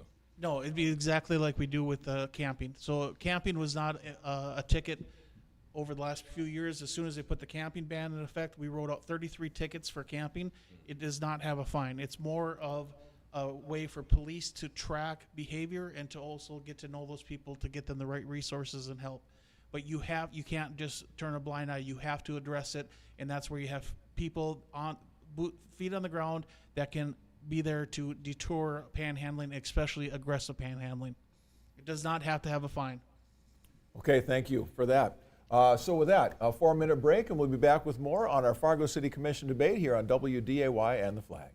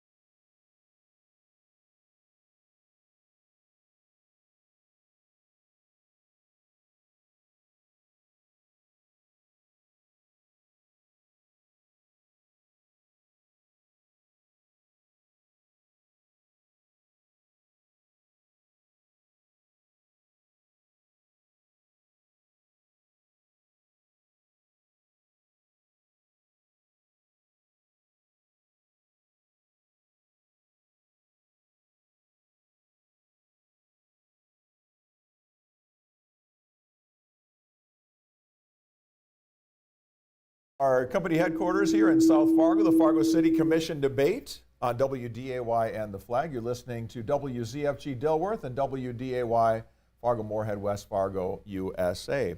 All right, we get back to the questions now, and our next round of questions. Bonnie, take it away. Aaron, you're first with this one. Some residents feel like they're not being properly represented. They want to move to a ward system in city council government, so those elected come from all parts of the city. What are your thoughts on that? Yeah, I see pros and cons to the commission and the ward system. I think the pros of the current system is that if you end up with two or three really strong candidates in the same ward, now potentially you're losing out on 3 really good commissioners, and maybe another ward they're kind of scraping to try to get someone to raise their hand. The other issue that I see potentially with the ward system is that it could kind of create almost like competition between the wards, and sort of like, I'm here to represent my ward and I want to try to get things for my group. But ultimately, I think the pros outweigh the cons on the ward system. I think it will be easier to get more people to come out and run if you don't have, like, campaigning this is my second time doing an entire city. It's really difficult to campaign in an entire city, and it can get really expensive. So if people are thinking, I've got to get $25,000, $50,000, or $100,000 in the mayoral race, that can be really intimidating to do that. So I think wards could potentially could encourage more participation and get people to come out. So ultimately, I mean, I see pros and cons. The last point too would be, if you look at any other city over 100,000 people, the ward system is what's way more common. It seems like the commission structure is geared much more towards the smaller towns with sort of the liaison structure. So close, but if I had to pick one or the other, I would say I'm in favor of the ward system. Anna? Yeah, I think that's a great question, because it really is everywhere. We're talking about it right now. And, you know, maybe the ward system works in Moorhead for them, and it's a great thing in theory, but I think we forget about the actual cost of it for our budget. And I'm not saying I'm against the ward system, but I do think that we could add some more commissioners. I'd also like to have this conversation with my community, because just us having this conversation means nothing. If it gets on the ballot and the ward system is something they want to have, then let's talk about it. Let's figure out what that looks like. But the mayor's not 100% wrong when he says this is how much money it's going to cost. It's not free. Anytime you add somebody, it's an expense, and we're talking about adding when we're trying to cut the budget. So that's what I think about it. All right, Chad? The result we should be after is better governance. Does this result in better governance? I contend maybe. The way we need to do this, the way it's presented right now, from a ward, elected by a ward, to me is counterintuitive. Why? The entirety of my childhood and my adult life, we've done an amazing job of breaking down silos. When I was little, Moorhead was in a silo. Fargo was in a silo. West Fargo was in a silo. None of them cooperating. It was all competition. We've now linked our EDC, our Chamber of Commerce, our Drug Task Force, our Joint Dispatch Center, which is the only joint dispatch center in the United States that has a cross-border dispatch authority. We've done such a good job partnering, and now the city of Fargo could theoretically regress to from a ward by a ward. If we're going to do the wards, the logic is representation in terms of vision regarding what's happening in areas of the city. I think that's prudent, that's logical. What I would recommend if we're going to go that way is you replicate what the county does. You are from a ward, elected at large. I should be accountable to everyone in the entire city, not just the parochial feelings of my neighborhood. Okay. We need to be elected at large. Thank you. Jeremy? I'm in support of the ward. For those that don't know, there is a current petition for it. I'm not running that one, but I do know there's a petition for that. I'm quite sure they have enough signatures, so if they submit it, it'll be on the ballot. So regardless of what we think of it, if the voters want to have it, it'll go ahead and happen. For those that don't know how a ward system works, you can kind of think of Fargo kind of split into different pies, and in each pie, the representative for that area would then be elected from people in that area to represent them at the city. It would be called a city council, no longer a city commission. And the beautiful thing about it is because it was on a petition, it could get changed from a petition. So if we did the council and people ended up not liking it, I was like, hey, this really isn't actually going the way we thought it would. You could do another petition to put it back to a commission and revoke it if it didn't work out. So even in the beginning, if it seems like it's going to be great and it changes that it doesn't, cool, we can change it. If we do it and it works out well, we just keep on trucking. Thank you. Scott, your thoughts? Yeah, saw the mayor's report of the $500,000 to have the ward system. I have no idea where that money, that would be so inflated as a cost. It doesn't sound like anyone else can figure that out as well. I'd leave it up to the voters. You know, I live in South Fargo. I would love to represent that ward if it happened. But I will tell you that the differences in South Fargo compared to if you're going to be that commissioner for downtown or North Fargo where I grew up, you have a lot of different issues. So just because you're going to be the representative for a ward in one area, you better be knowledgeable on the other areas as well. There's a lot more issues that would be as far as infrastructure, businesses, growth in certain areas versus in my neighborhood. Probably the biggest thing that we have is speeding as of right now. We already have, the houses are all fairly new, infrastructure is there, businesses are continuing. We have Target that's moving in right across the street over here. So I'll leave it to the voters to decide. All right, thank you, Nikki. I too would like to hear more from those that are for it and against it. I'm kind of on the fence with it. I like the idea of having two more voices at the table. I don't like the idea of raising our expenses considerably. I believe the estimate that was given was somewhere between $250,000 and $500,000. I'm not a fan of that at all. I like the idea that it would be 6 sections, 6 wards, so you could represent a ward. You would have that representation at the table. I like the way it's working now because all the commissioners have to be paying attention to all parts of the city. And so the good and the bad of that is representing just one ward. Because if you were out to fix, say, a road or a bridge or something in your ward, you could hold up other things and that work, you know, and say, I'm not voting for anything until my bridge gets fixed. I don't want to see anybody held hostage for those reasons either. So I'm on the fence. Challenges, anybody? By the way, for challenges, Nikki and Jeremy have 1 left. Scott's out, and the rest of you have 2 left to go. Right, Bon? Yep. Good to know. Okay, sounds good. It's on. All right. Next question, and Anna, this one will go to you first.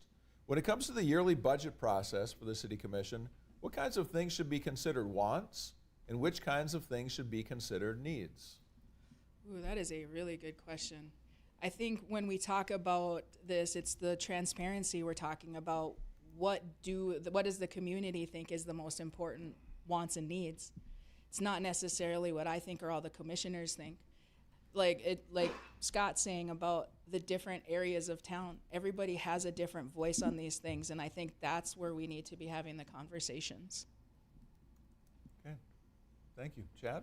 I think it's an incredibly complex process that simplifying simply down to wants and needs might be a bit of a struggle, so I'll present it holistically in terms of what I believe. We need to present our budget on a zero baseline every year.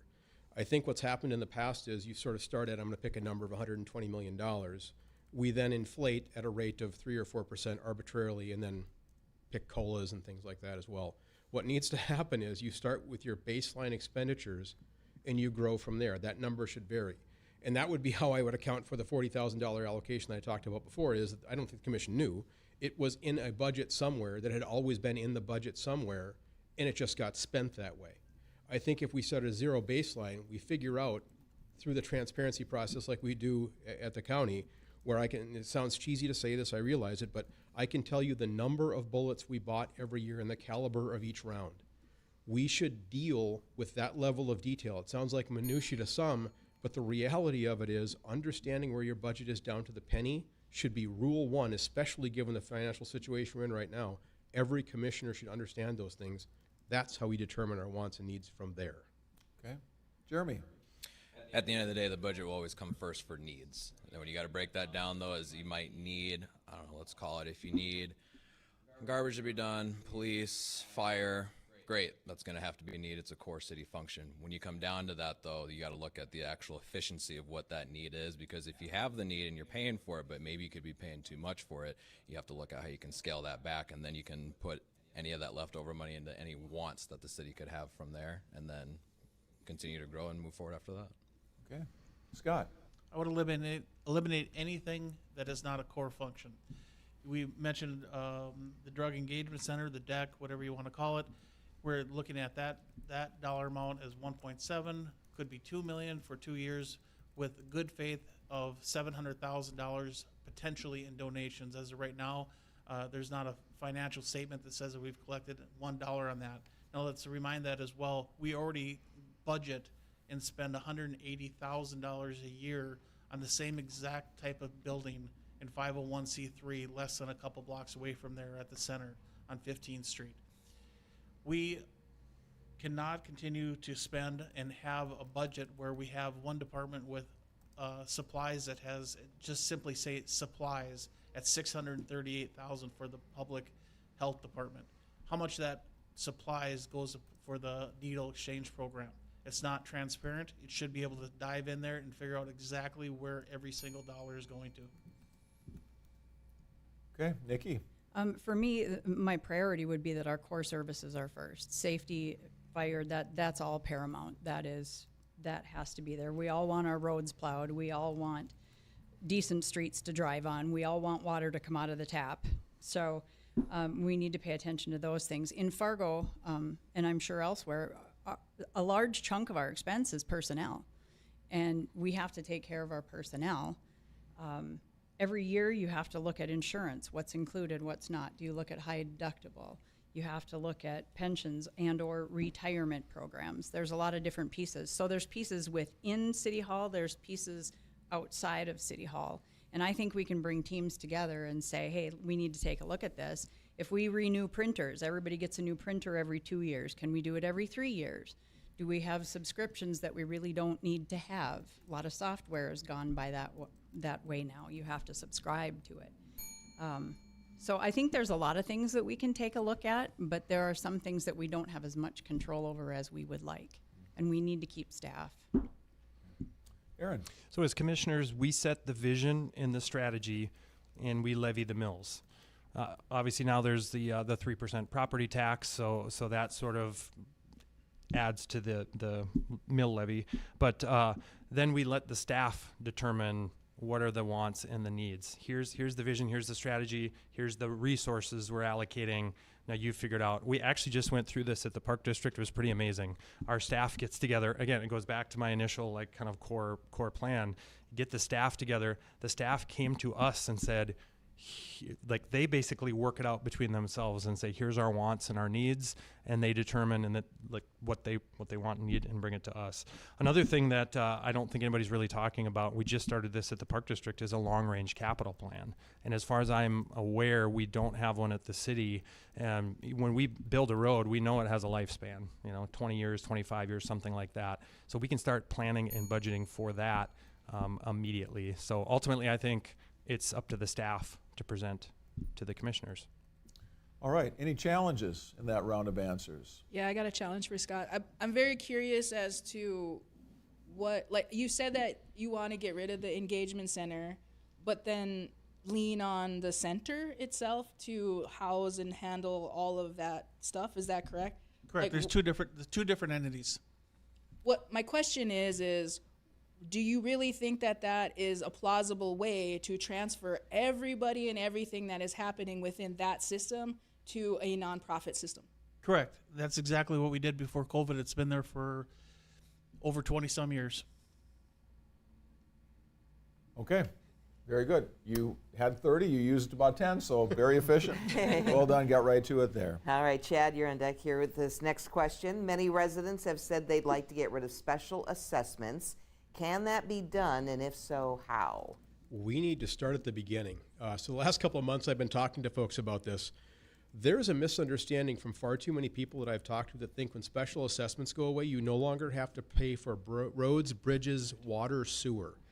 What you're doing is you're simply moving those dollars into a different mechanism. It's very easy to digest when you have a new building. It goes into the cost of the lot, the cost of the house, whatever, but the cost still exists. The thing that's shocking to me is this isn't a one-off story. This is multiplicitudes of people who think that getting rid of special assessments means no more bills.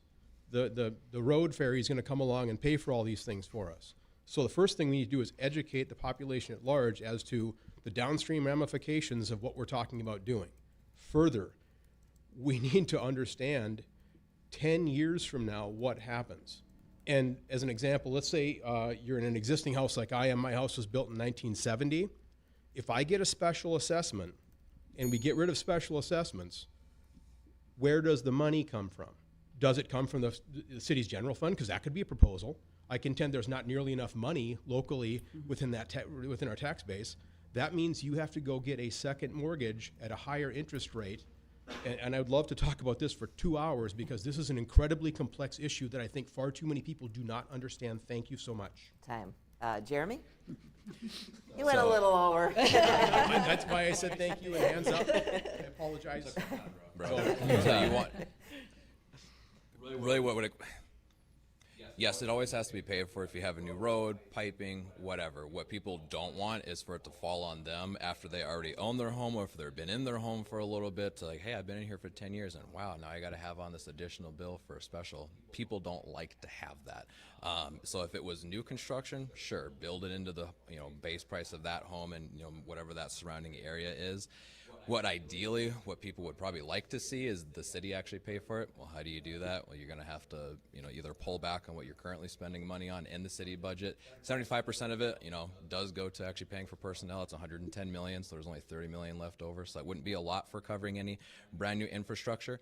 However, there is opportunities for brand new solutions for creating revenue. This isn't one that the city could do, but just something that I did see what the state did with the new blackout plates. It's been out for about 9 months now, and the state's garnered a little over $1.5 million just from using a different plate that you can have even though it's a different color. So there's opportunity for new solutions to bring in revenue to the city that doesn't involve taxing the citizens. All right, Scott? We're recently seeing some difference in this situation with developers. Some developers are now using specials as an incentive for them to buy their properties. So instead of going through the city to do the infrastructure, certain developers are taking it upon themselves, and guess what? They're finding out it's cheaper to do it through themselves independently versus having the city pay for the specials and pay for the infrastructure. There is definitely a cost issue as well.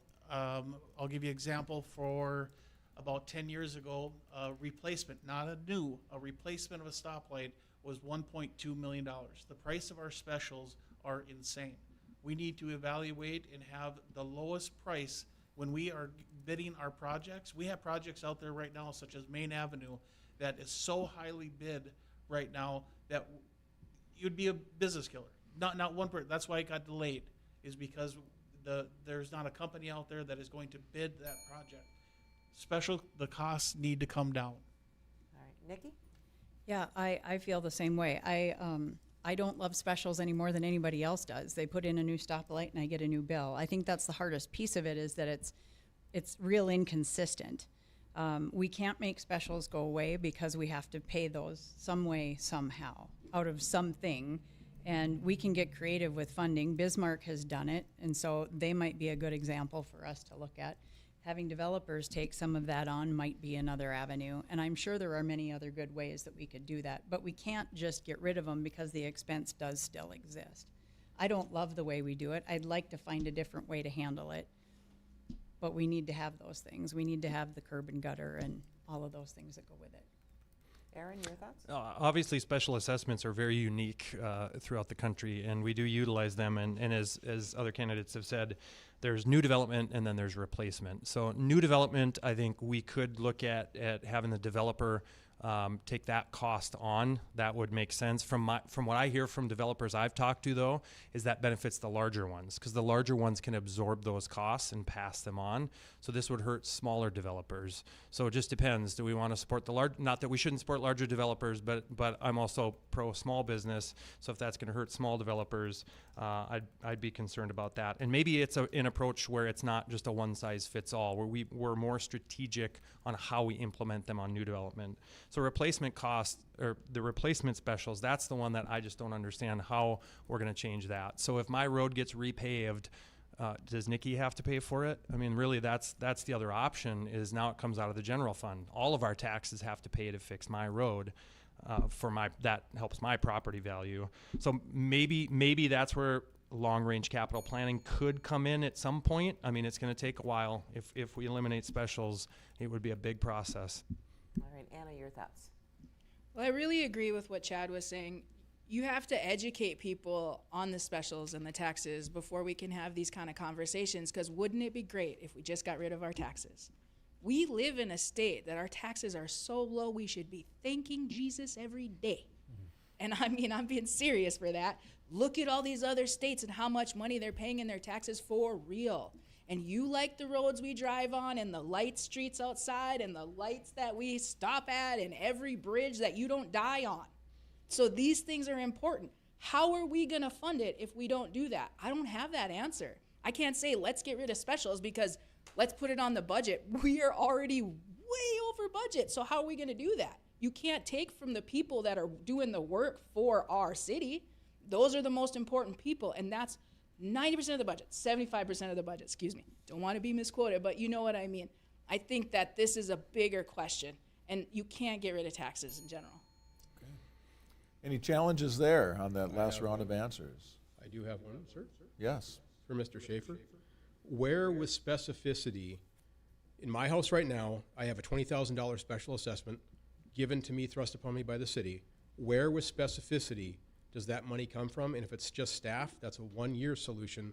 Where does that money come from 10 years from now, specifically?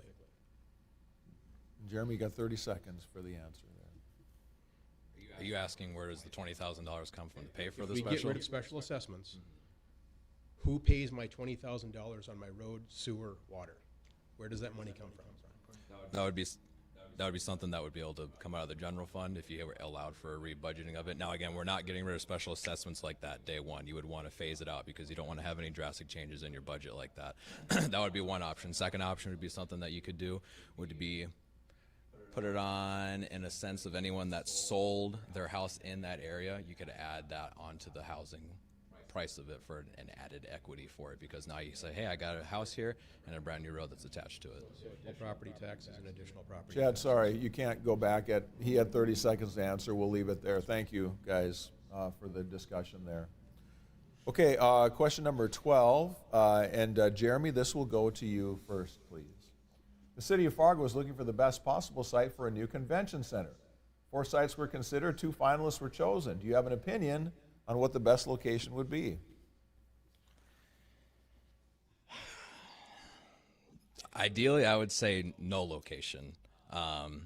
If we have to pick one, right now all fingers are kind of pointing towards where the Bruhala spot is. That's not what I would even want to do, but if it were the way I see it, let's just take it back to when this was voted on. This was voted on 2 years ago. The people voted that they wanted it. There's going to be 3% lodging tax that was for it. When I read that, one way I looked at it would be, okay, we're gonna do this. Cool, that's going to get incorporated. By the time when it comes to when we pick a spot to do it, there should be a pool of money that's sitting there that we can contribute to go ahead and building this thing. Reality, though, is that money doesn't actually start getting collected until there's a proposal that's been accepted, and then it can start getting collected. So then we're going to be coming from essentially a back pay to try to catch up to what it actually costs to make it. Whereas if it started right away, if we decided on a spot either this year or next year, that money could already been sitting there and then being used. So as of now, the way I sit with it, if it just doesn't financially make sense to even pick a spot, even if it's the best 2 spots, I just wouldn't even do it. Okay. Scott? Yeah, I watched the committee meetings online, and I think Charlie Johnson did a wonderful job with that committee, and I hope he stays involved throughout the whole process. I like both locations, and I think there's still going to be more to come on, obviously, what that looks like. I would really, as a longtime Fargoan, love to see something happen to the Civic Center. I had a lot of memories growing up there and having a lot of good events in that area. I think that downtown area to get $229,000 is what that is budget is for every year that we are basically getting no ROI on. Now, there's downsides to and positives on either or. I think if you do have it at the Civic Center, you would still not be able to have the larger events like Big Iron, et cetera, some of those larger different events. And that's probably a good thing. That way you're not taking revenue and different events away from the Fargo Dome or other things. The other thing is Bruhala location. They do probably one of the best jobs. Every weekend that parking lot is full, and I could see that area continually being a lot of events in there with that current location. Okay. I like them both. Thank you. Nikki? I, of course, will respect whatever gets decided. I don't know if they'll get it figured out before the election or not. But I too love Bruhala. I love to go there, but my heart is downtown, and I'd really like to see us do something with the Civic Center. Concrete is expensive, number one, so if that could put a dent in that budget. I know we have cost with retrofitting, but I'd love to see that between the two sites. That would be my preference. Scott's right, we're pouring money into it every year, no ROI. I think it could really drive and support our businesses downtown. We have the infrastructure downtown, we have the parking ramps, we have food, we have drink, we have shopping, we have entertainment. I shudder to think if we don't put it downtown at the Civic Center, what could possibly happen to our downtown. Okay. Aaron. So I'm one of the founders of Fargo Brewing Company. I've known the Drecker owners since before Drecker existed. Kevin Bartram is a great person, great developer, does awesome projects. I love what they do. Bruhala is fantastic and a great amenity for our community. My concern with that location is what happens in 10 or 15 years if Drecker or Bruhala decides they don't want to operate anymore. Now what do we do? Also, they are requesting a TIF district as well. So there's a lot more development that needs to go in at that site. And it is not very walkable to the core downtown, the Broadway area, I'm going to call core downtown. The Civic Center is sitting empty. What are we going to do with it? Now the Engagement Center is going to be empty. What are we going to do with that? The Fargo Cass Public Health Building across from the Engagement Center is also empty. What are we going to do with that? We have buildings available. We have high vacancies downtown. And it is the most walkable location to, I don't have stats or data, but the highest concentration of unique businesses in the community. A lot of the places you go downtown, you cannot find anywhere else other than Fargo. And it's next to the river, which is the most defining feature of our city. Okay, thank you. Anna. So I might be opening a can of worms here, but I have watched all of the committee meetings for this, the meetings that they had about it. And one of the last meetings, and I'm all for this convention center, people voted for it, we should have it, we need it. Now where it goes is a whole other conversation. Because as I understand it, in the very last meeting, we were told that it was $45 million that we had to spend. But actually, upon further review, the finance director said it was actually $51 million. So, if we still only picked those two because of their proposals, what about the other two who didn't know we had $51 million extra? $6 million extra is a big deal when you're coming up with a proposal, no matter who you are. And I don't know what the other proposals look like exactly, and I don't think Bruhala or the Civic Center are bad choices, but I want to make sure we're doing things the right way.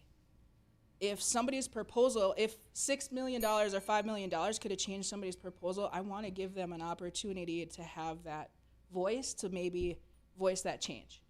But I don't know all of the details around it, just what I've been watching. Okay, thank you.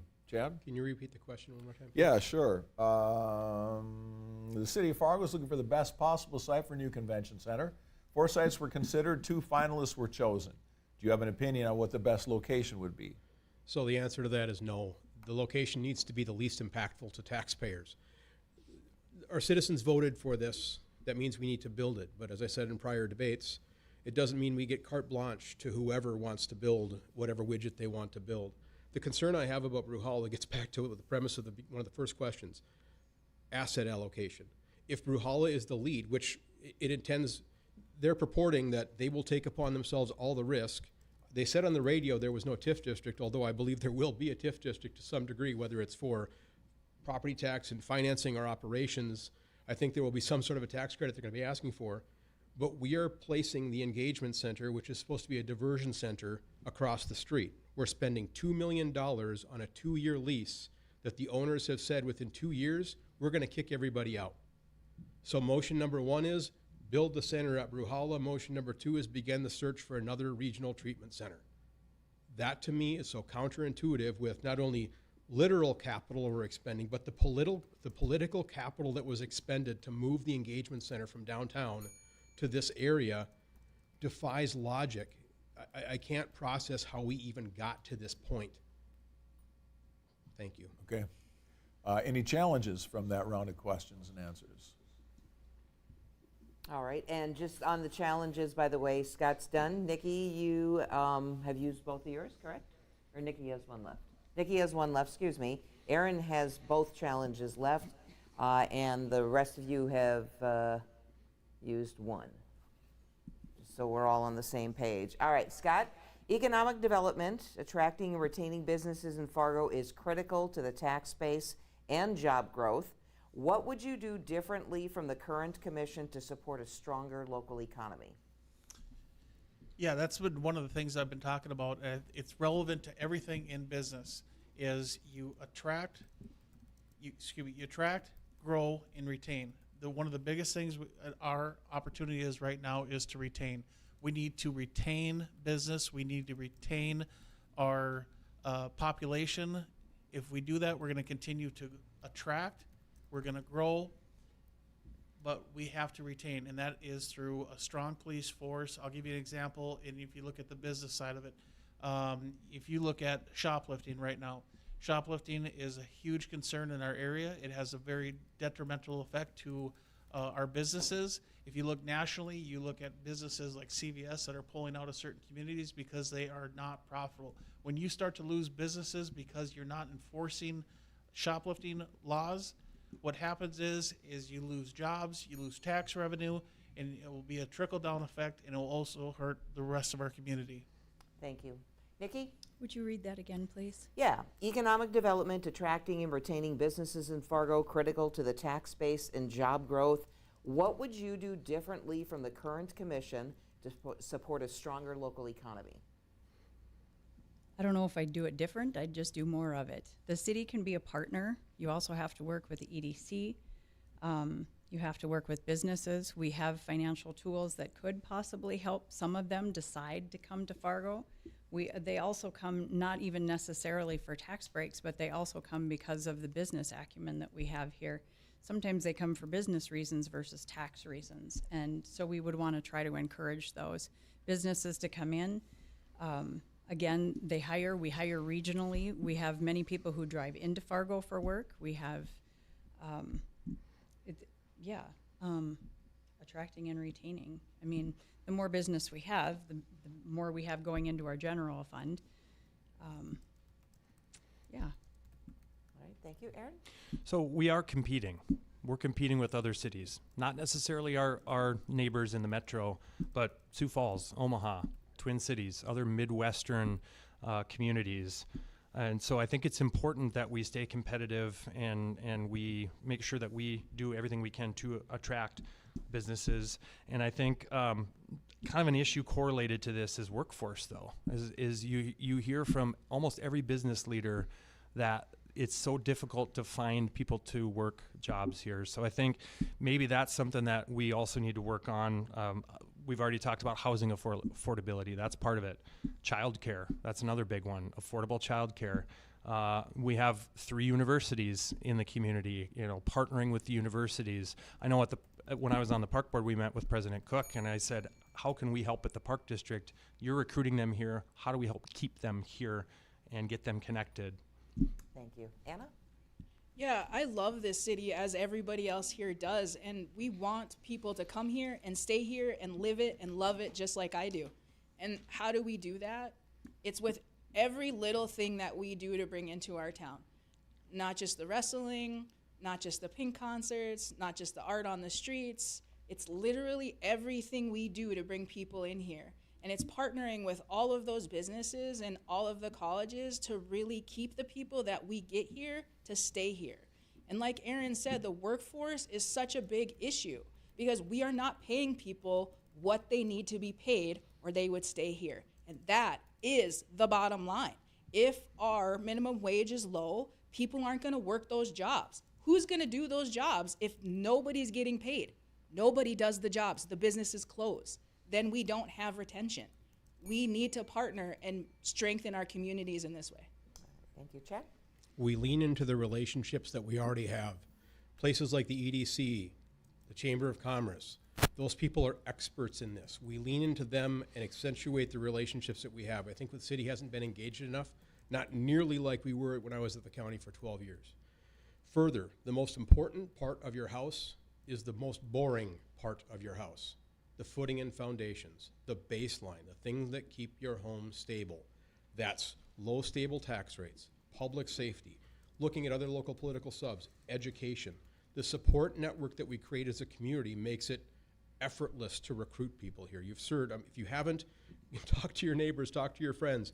Story after story of people coming to Fargo, being here and saying, this place is amazing. How did I not know about this before? I figured it was a frozen tundra.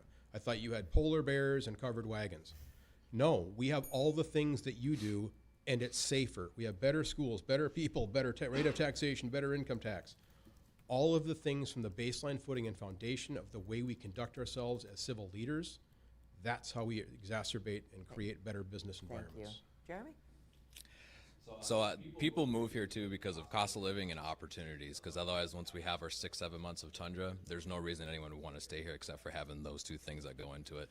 My second priority I even have for myself too is entrepreneurial freedom. Really what that comes down to is someone who's on the commission to at least tell new local businesses or other businesses that want to come in, hey, we support you, we want you here.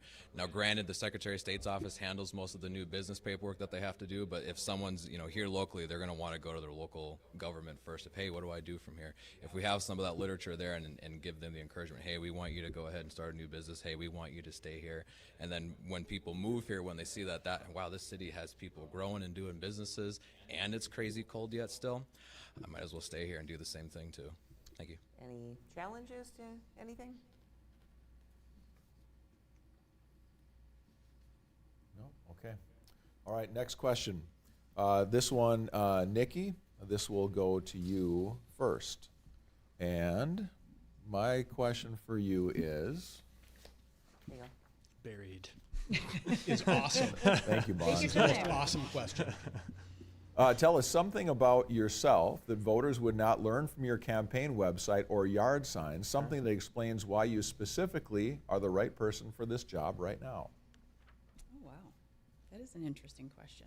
I'm a trap shooter, but I'm not really sure how that qualifies me for commission. Puts me in the gun owner bracket, I guess.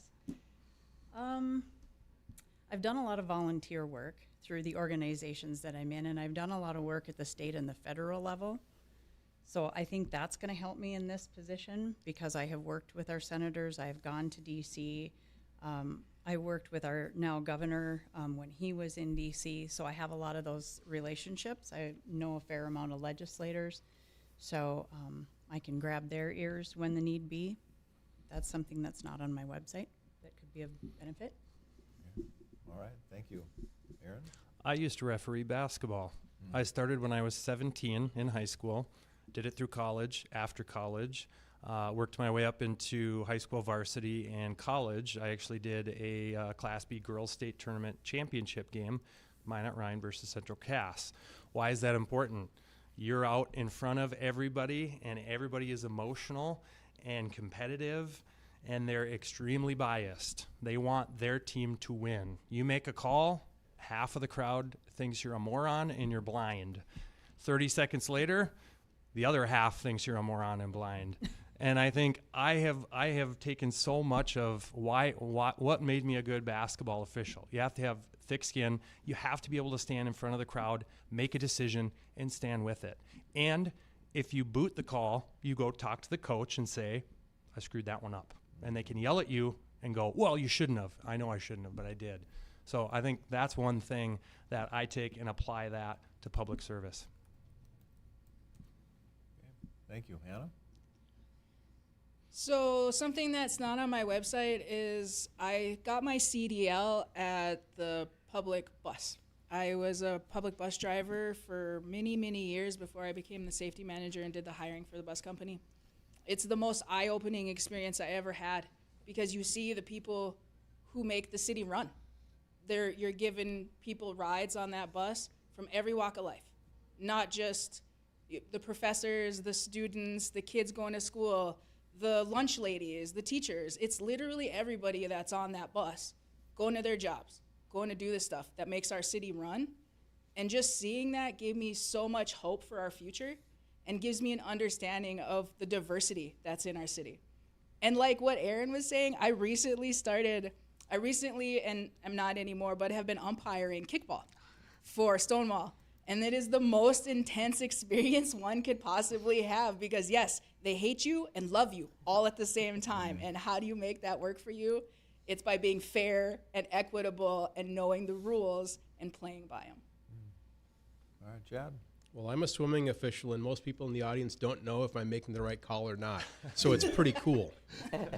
So I think that the thing I have that no one would know about is A, I have no temper. I simply do not get angry. And B, my partners and I, business partners and I have talked about this in the past too. I have an uncanny ability to segregate personal from business. I've actually been done wrong by my partners for tens upon tens of thousands of dollars. I hold no animus. It's a business thing. Is it immoral? Yeah, great. But I don't take it personally. I move on. And I think that can carry through, and I've seen that carry through to my action or my actions locally in Bismarck and in DC. You simply just work to get the job done. It's not personal. And even if it's personal in my direction, I simply don't take it that way because frankly, I don't care.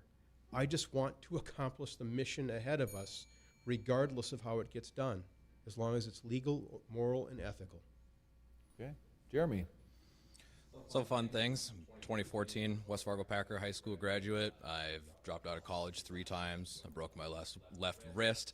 I'm oldest of 7. I am an Army kid. Lived in Germany for 3 years. We came back to the States in 2006. The one that matters the most, though, the one that I can actually take a lot of experience from, is I used to run an Amway business for about 7.5 years.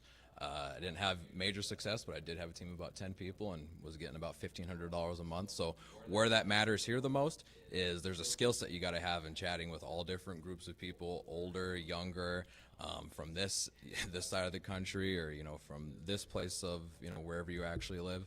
And that helped a lot with having other conversations when I ran my petition as well too, that there's all different demographics and thoughts and opinions that people have. And if you come in there just one headstrong thought, it's going to be this way, without being able to hold space and have the conversation for them, you'll never get anything done. Because I had many conversations where people disagreed with why I was doing it, but at the end of it, they could still say, hey, that was a cool dude, even though he didn't like it, but that was a nice guy. Scott? Yeah, one thing that what I talk a lot about coming from big box retail and what I really enjoyed about that career and even before is big box retail has careers inside of a career. So you have so many different areas of business in there. So for example, for a few years, I worked in the tire department, learned how to put tires on vehicles, the difference between this tire, that. I also was a baker for many years. I can actually decorate cakes. I can decorate cakes. I've decorated probably thousands of cakes in my career. I've made muffins every day, and after that, I learned how to become a butcher. I was a butcher for many years as well, so I cut meat. But even before that, growing up, my dad owned a commercial cleaning company where I, on the weekends, would clean carpets or would refinish floors. I had my own buildings that I had downtown Fargo that I, throughout high school, that I cleaned and mopped, and I have a lot of different backgrounds professionally, kind of business within business. But personally, I'm a huge movie fan and love movie trivia. Okay, very good. All right, before we get to closing statements, we have an opportunity for you to draw some distinctions between yourself and any of the candidates. This is optional, but if you would choose to do that, you'll have 60 seconds to point out where you think there's a key difference between you and one or more of the people who are on the stage with you tonight. So again, this is optional. You don't have to do that, but you've got that choice if you would like to do that. Scott, start with you. Would you like to do this? I think over this course of the day, I'm good. Okay. Nikki? Yeah, I think one theme, a couple of different things that I'd like to bring to the table, but I think others do too, is a level of professionalism and respect, interacting with each other. And for me, I think it's hope. I'm awfully proud of Fargo. I love it here. I've raised a family here, gone to school here, worked here. I want to see us succeed, and I want to see us move forward as responsibly as possible. I don't know if that makes me any different necessarily, but. Okay. All right. Aaron? I'm an entrepreneur. We started Fargo Brewing Company when I was 27 years old. I went full-time when I was 30. I had 3 equal partners in that business. We didn't have a swing vote. We didn't have a 3-2. So I think that also prepared me to learn how to sort of deal with disagreement or make decisions. How do you move forward with other partners? I'm on the park district right now. There were a lot of challenges when I got on the park board. I had a longtime staff member say it was probably about the worst he'd seen in his 30 years there. And at first when I got elected, I thought, oh shoot, what did I do? Why did I do this? But I looked at that as an opportunity to say, okay, I'll raise my hand, I'll step up. How do I make this better? How do we make this better? And it wasn't all me. I can't take credit for that. We also had other good staff, good commissioners. But I think those two things, in addition to all my other public service, all the other things I do, really, I'm a servant at heart, and I think that's what differentiates me. Okay. Anna? The thing that makes me different is this is my third time's the charm. I think that I have the tenacity to keep going because this is my third time doing this, and even if I didn't get elected, would probably do it again because I believe in this city, and I believe in our community, and I believe in myself. And I'm not a career politician, and that's what makes me different than everybody else. And on the other side of that, I'm a Native American woman, and representation matters. Thank you. Chad? I have decades of private business ownership where if things don't work out for me, I don't get paid. I'm the last one out the door and probably haven't been paid for years or months. That differentiates me from a lot of people, not just running in this race, but a lot of other races as well. Follow that by, you are going to hear endless stories about what I want to do, what I think should happen, what I believe in all the other expressions. I have 12 years of proven track record. When I gavelled out my last meeting, my statement was, I have left you a well-run, fiscally sound courthouse if you can keep it. The Cass County Courthouse is both those things, well-run and fiscally sound compared to no other local political sub. I had good partners along the way, but I don't think anybody would question. I was one of the driving forces behind making sure we could accomplish our mission as the citizens of Cass County expected at a reasonable level to not tax people out of their homes. Okay. Jeremy? I'm brand new, I'm fresh, young, lots of energy to go ahead and throw forward at this thing. I say this all the time, and if there's like, who are you, what do you stand for? I love people, I love Fargo, and I love God. Faith first in this thing. If you have no foundation for how you're going to run anything, that's how it's going to come. This ties in. I was downtown, I was doing my karaoke. Someone asked me, how do you deal with the drunk people all the time doing their thing? I said, listen, man, I'm a Christian at heart. I give people patience through and through because you never know if that one time of showing someone patience instead of just being rude to them or whatever, it might have been the thing that set them over the edge. So me just holding space for people matters a lot. Other thing with that, if someone needs to have a conversation, I am him. If we need to get something done, I am him. If anything needs to happen at all, I am that guy. All right. Very good. Thank you. All right. Time now for closing statements. You will each have 30 seconds to basically put a bow on it for our listeners and viewers. And Jeremy, we're going to start reverse order. Oh, fun, spicy. So, election's June 9th. Early voting is June 2nd through the 6th. I have a Facebook page, Jeremy Schaefer, for Fargo City Commissioner. 3 priorities are citizen engagement, entrepreneur freedom, lower property taxes, and elimination of special assessments. Fargo.com. Go there. You can learn about me, ask for a yard sign, participate in this election. This has been the most engaged I have seen a city commission race since I have been paying attention to city commission races. The most important part about this is get out and vote. I ideally think you should vote for me. I think I'm above and beyond, much respect to my compatriots here, above and beyond qualified for this. But if you don't vote for me, please show up and vote. We need voter turnout, regardless of who you support, and it should be me. Thanks. Thank you. Anna? Shameless plug, Chad. Shameless. I just want to say thanks for having me, and that I appreciate all of us and all of you guys for being here today. And I'm not going to say, please vote for me, please vote for us. I want you to get out and vote. It's the most important thing we do as a community is to vote. Because if you don't go out and vote, your voice is not heard. And that's the most important part in this. Thanks for having me. All right. Aaron? I feel like I should have brought T-shirts to sell maybe or something like that. But thank you to WDAY and the flag. This is great. As Chad had mentioned, it's awesome to see the engagement. It's important. More people pay attention to national politics, but our locally elected officials impact your lives way more. So please pay attention. I have had the opportunity to meet with all the commissioners, all the mayoral candidates. I have a demonstrated history of building relationships, working with any and everybody. And for the record, if anybody wants to have a coffee, hit me up, aaronhillfargo.com. I'll meet anybody, anywhere, anytime. And I do ask for your vote on June 9th, or if you vote early. Thank you. All right, Nikki? Thank you to WDAY and the flag for having us here. It's always a joy to hear everybody's thoughts and ideas. Yeah, I'm at gullicksonforcommission.com, and you can see more on my website there. I appreciate the opportunity. I appreciate talking to all of our voters out there. Key focus areas, again, just to recap: downtown revitalization, community engagement, and fiscal responsibility are what I am for in a responsible, respectful way. Doesn't mean we can't disagree. We can grow that way, but we don't need to be difficult. All right, Scott? You get a hold of me at my Facebook, Scott Brecky. I appreciate your having this event, and I would ask you vote for me on June 9th. I'm going to keep it very simple. I believe in eliminating any unnecessary funds that are not part of our core infrastructure for the city. I believe in a strong police department. And again, the first thing that I would do is end the needle exchange program. Okay. Thank you. Thanks very much.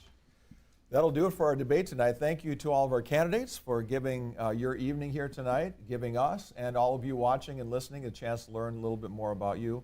Like Teddy said, these are the people in the arena, the people who have said, let's go ahead and let's do this, get off the bench. It takes courage and commitment to put yourself out there, and much respect to you for the investment effort you are making. As a city, we're lucky to have you in the arena.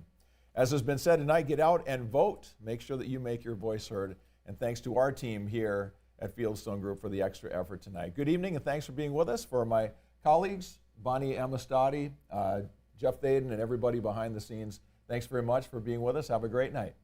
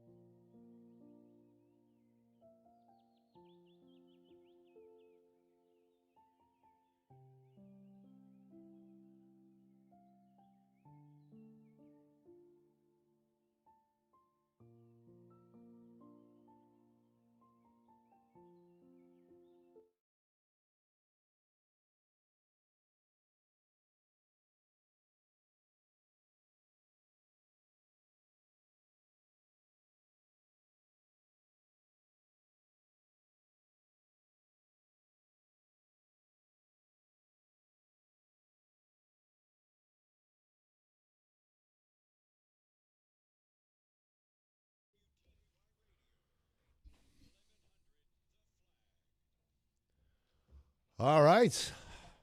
2 hours of Fargo City Commission candidates. Steve, how'd you like moderating that, buddy? It was a good debate. Yeah. I think so. We've had this happen most of the time when we do things, and people are very professional. They're cordial. I think they understand. And I talked a little bit about it kind of in the close of the program is, these people are not doing this for a good time. They're doing it because they really want to be involved. They want to make a difference. And, the costs that they put into this thing, the investment, money, time, effort, knocking on doors and all that, I think they respect each other. And there was no real flamethrowers here. It was different when we had, the congressional candidates here before, and you had that group that was fighting for Congress. You had Rick Becker and Julie Fedorchuk and Alex Balaz. Yeah. I mean, they got after it. Yeah. These folks Stakes are a little more higher cordial. in that one. Maybe I'm not saying this isn't important, but now you're getting onto a big level, federal level. So it was good. I thought we definitely got some differences in the candidates. The goal was to help people who listened and watched understand who's about what, who's going to stand for what. And I think there were some very clear statements made by the candidates today about what they believe in and things they think are big problems and not problems at all. So I think in that respect it was pretty good. But, yeah, it wasn't real feisty tonight. No. But a lot of good stuff. I'll say this again. I live in West Fargo, so I don't get to vote in this election.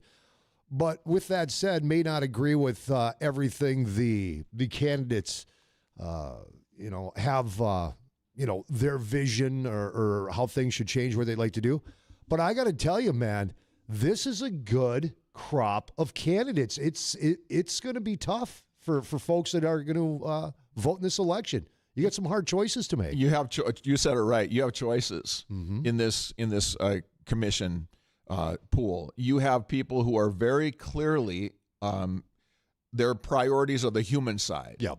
The addiction, the mental health, making it be a place where people are proud, where there's a good rapport within the community and within the commission. And then you have people who are very much on the hard side of fiscal things and process things. And for them, it's more about, okay, the city needs to be a business. So I think you've got a really good range, and you've got some people that kind of feel like they're sort of halfway in between. Yeah, and you just said a key word.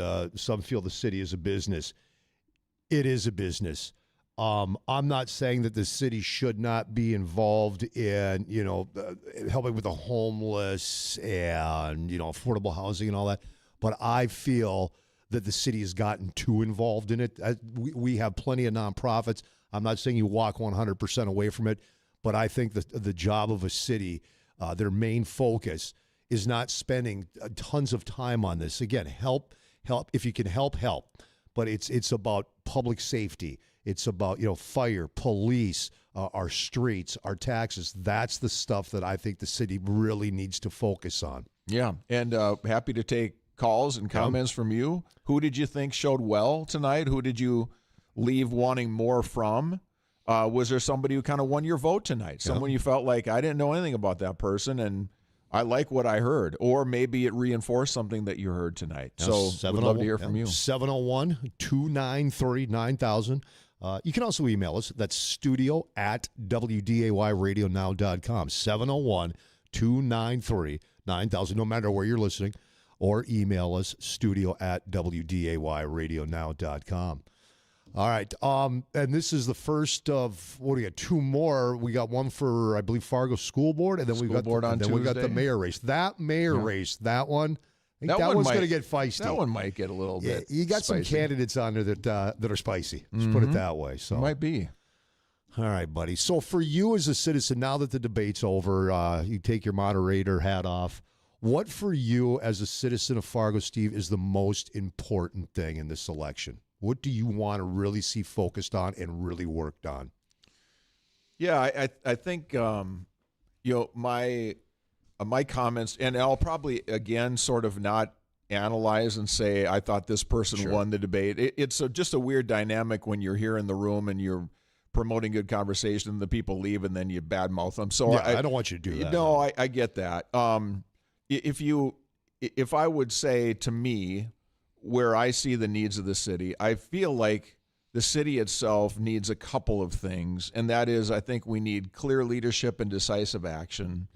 we asked a question tonight about the process of hiring consultants and bringing in people to help you make decisions. And what I think we were hoping for in that round of questions was to find out who believes that consultants are a necessary part of things, who believes that we need to tap into the resources we have in the community the best we can, and then when do we bring in consultants? Because we have had in the city, Jay, we've had a lot of time. I think about the public comment period. Mm-hmm. We went weeks, if not months, and we couldn't make a decision on when to let people speak. Yeah.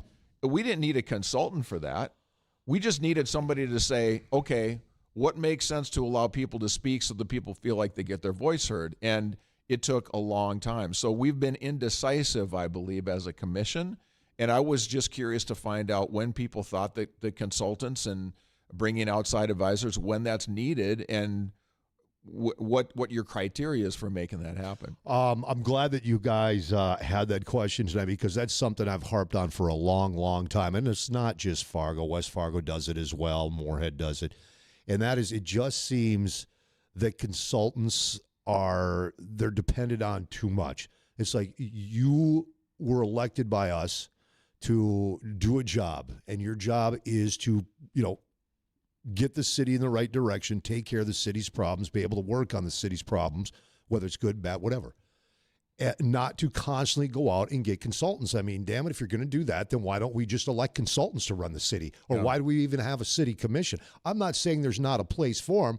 I can't remember which candidate brought it up or said, look, there's times when, you just, let's look at it ourselves. And if we cannot, we just cannot figure this out, it's above our heads, let's bring in a consultant. I believe it was Scott Brecky that brought up the fact that the city spent, and I remember going off on this, $40,000 to bring somebody in with a decibel meter to figure out the noise level for the bands that are performing on the street in downtown Fargo. I remember going off and saying, you got to be kidding me. You people couldn't sit down. You could have went online and bought a decimal detector and just walked down there yourselves, right, and figured this out. It's just, there's too much dependence on consultants, and it adds up. Yeah. It adds up big time. The other part of that sort of vein about are we going to make decisions and get on with it was a question about passing resolutions or statements of support for things that have happened nationally, internationally. And the one we've talked about a lot is the Israel versus Hamas, because that was also Ukraine was another big one too. Yeah. Okay. Yeah. So, I mean, there have been times when the city commissioners have been pressured to stand up on certain sides of issues that have nothing to do with the city of Fargo. And I think we were curious as we put together these questions, who believes in this group on the commission that that's an appropriate thing for commissioners to do. And I thought all of them gave a very similar answer, that that's not what we're here to do. It was good to hear that. It really was, because I believe, like you as well, that that's not what a city commission or a city council, depending on your form of local government, that's not what their job is. Their job is not to get involved in national politics. And if a city, let's just say Fargo, let's say they did get involved and they said, okay, we stand with Israel, or we stand with whatever. What is that? That's not doing anything. That's not, or we're against this or against that. That's not going to change what's happening in the world. And you're taking precious time that could be spent on, hey, we property taxes, this or that. It's just you got to stay in it. Everything does not have to revolve around national policy. You know what I'm saying? I don't want my city commission getting involved in national political issues, whether it's war, whatever it is. That's not their responsibility. Fix my streets. Yeah. That's right. Yeah, and those are the things they can do. Those are the things that we need them to do. That's right. There were a couple places tonight, Jay, where I thought we had statements that really jumped off the page to me. The first one I remember was when we asked the question about the needle exchange program in the city. And do you think it's hurting or helping the drug problem in the city? And Scott Brecky, first thing I'll do is to work to remove the needle exchange program. Oh. And it was a rare moment of someone coming out and saying, I'm mad as heck and I'm not going to take it anymore. Nope.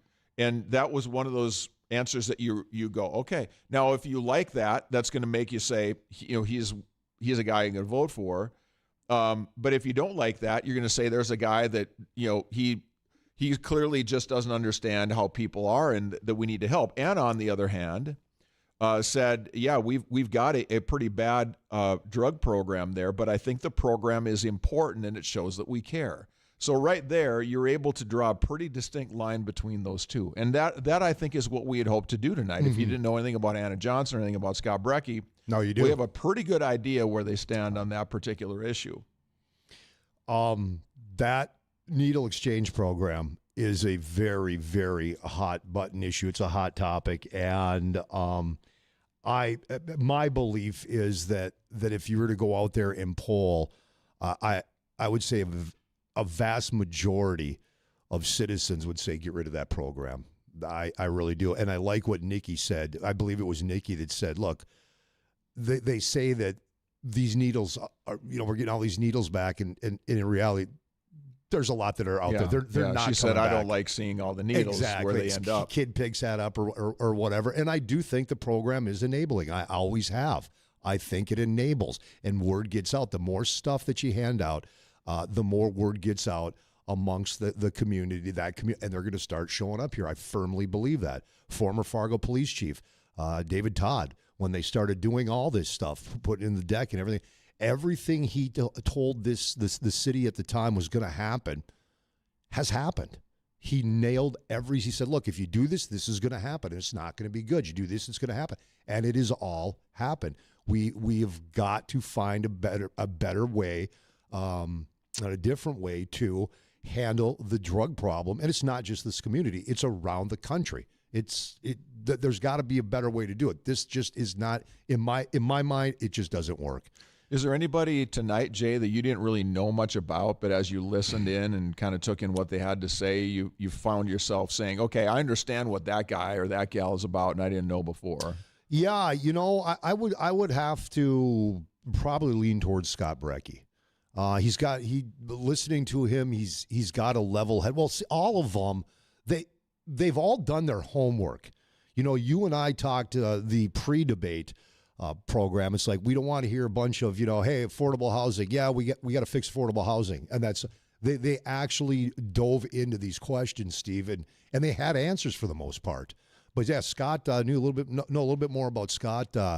I think Scott's got pretty good vision, and I think he's pretty in tune into what's going on. Yeah, I thought at times the candidates were willing to say, I need to do more research on that, on a certain issue. Yep. And I suppose you could hold that against them if you wanted to, and saying, well, you should have enough at this point to be able to speak with some level of detail on that. But to expect a citizen who's not been in that chair before to be an expert on any one of these things is tough to do. But yeah, I'm like you. I remember hearing Nikki Gullickson, Scott Brecky, Anna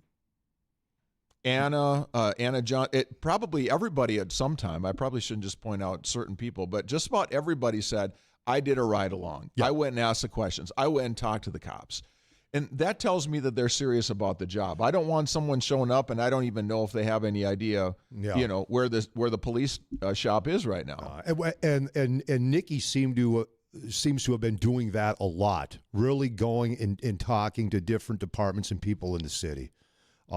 Chad Peterson didn't surprise me at all. I knew Chad was going to have his ducks in a row. His years on the Cass County Commission, I believe he was commission chair. He's really in tune when it comes to the inner workings of the city and the budget. I love when he said, look, when you guys were talking budgets, when I sat on the Cass County Commission, I could tell you exactly what we paid for every bullet and what the caliber was. Yeah, I mean that's like he knows his numbers and he knows how to work a budget. Going back to the needle exchange program, that's one area where I feel like people in our community, they may vote on just that issue. That might be enough for them just to say, I know all I need to know.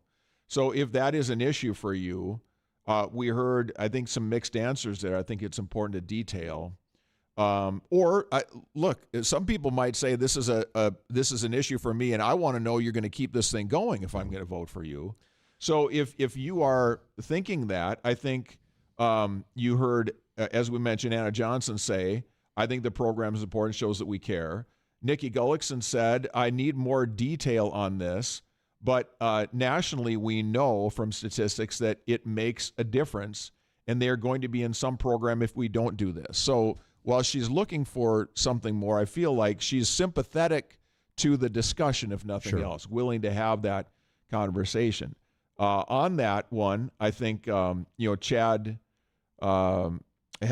Peterson said that, yes, the needle program is contributing to the drug problem we have in this town. That was interesting. Aaron Hill said a couple of times today, he said, look, we've got to have some balance here to our understanding. Yes, we have some problems, but we're not the only city that does. And I think that's helpful for us to remember, too. Like, these are not easy answers, the things that we all want to save and figure out. These are multifaceted, complex problems. He said that tonight about the needle exchange program, that, yes, there are, we can talk about should we have it or whatever, but we're not the only city that has this. And he said, I think it's well-intentioned. So, again, there's someone who's willing to have the conversation. And then you've got, as we mentioned, Scott Brecky earlier, where he said, the first thing I'm going to do. Like, that was a big position statement for him to make. So where he stands. You do know where he stands. Yeah. So Aaron said the same comment about, we are a big city. We have problems, when he talked about the budget as well. And said to think that a city of our size is not going to run some level of debt for something is probably unrealistic. Well, yeah, we're going to have some debt, but the debt we have is concerning. It's a $1.3 billion, or the mayor's claiming it's really $750 million. Doesn't matter. $750 million, $1.3 billion. That's a lot of debt. That's a lot of debt load for a city the size of Fargo. Yeah. And speaking of debt load, special assessments. I think all the candidates they were honest. They had a grip on it, saying, look, yeah, there's something that needs to be done here, but we can't get rid of them. If we get rid of them, where's the money coming from? Yeah. It's the biggest frustration of that whole argument is when people say, I'm going to get rid of special assessments. And you sit and go, okay, how are you going to? Someone has to pay the money to develop that property. Yeah. Now, when I bought my first house, it was down in the Twin Cities area. There were no special assessments, but it cost me more to buy that lot. That's right. So it's going to cost somebody something. It's either the developer, it's the homeowner, or it's the city, I guess, that get involved in that. But someone's going to have to pay to develop that land, to put in the infrastructure, to put in the utilities and all that. So there are no easy answers on special assessments. And I've heard, Tony Garrick, who wasn't here in this meeting, he's talked a lot about, okay, yes, we get it. Someone's got to pay for it. But the city, the way they do it is creating debt just by having this debt just continue to pile up, and the way they do the financing, what piles they put the money into.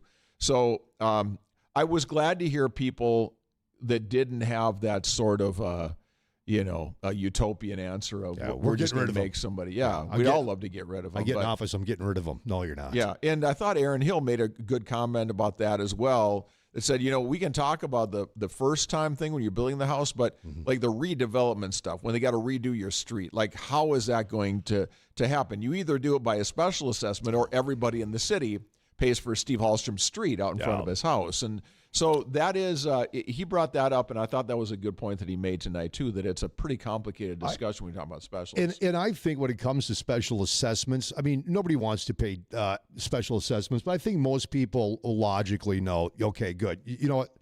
You're fixing my road. Yeah, okay, that's the street in front of my house, going to pay for it. I think where the problem comes in with special assessments, one, I think it is the assessment district. People question, wait a minute, why are we the only ones paying for this? Or why am I getting assessed $2,000 in this district and that person's getting assessed $10,000? And it comes back to, well, it's the amount of property you have. I believe that's how it works, But the argument that comes back, and it's a good one, is, well, okay, so because I have 150 feet of frontage, and you have 100 feet of frontage, so you pay less.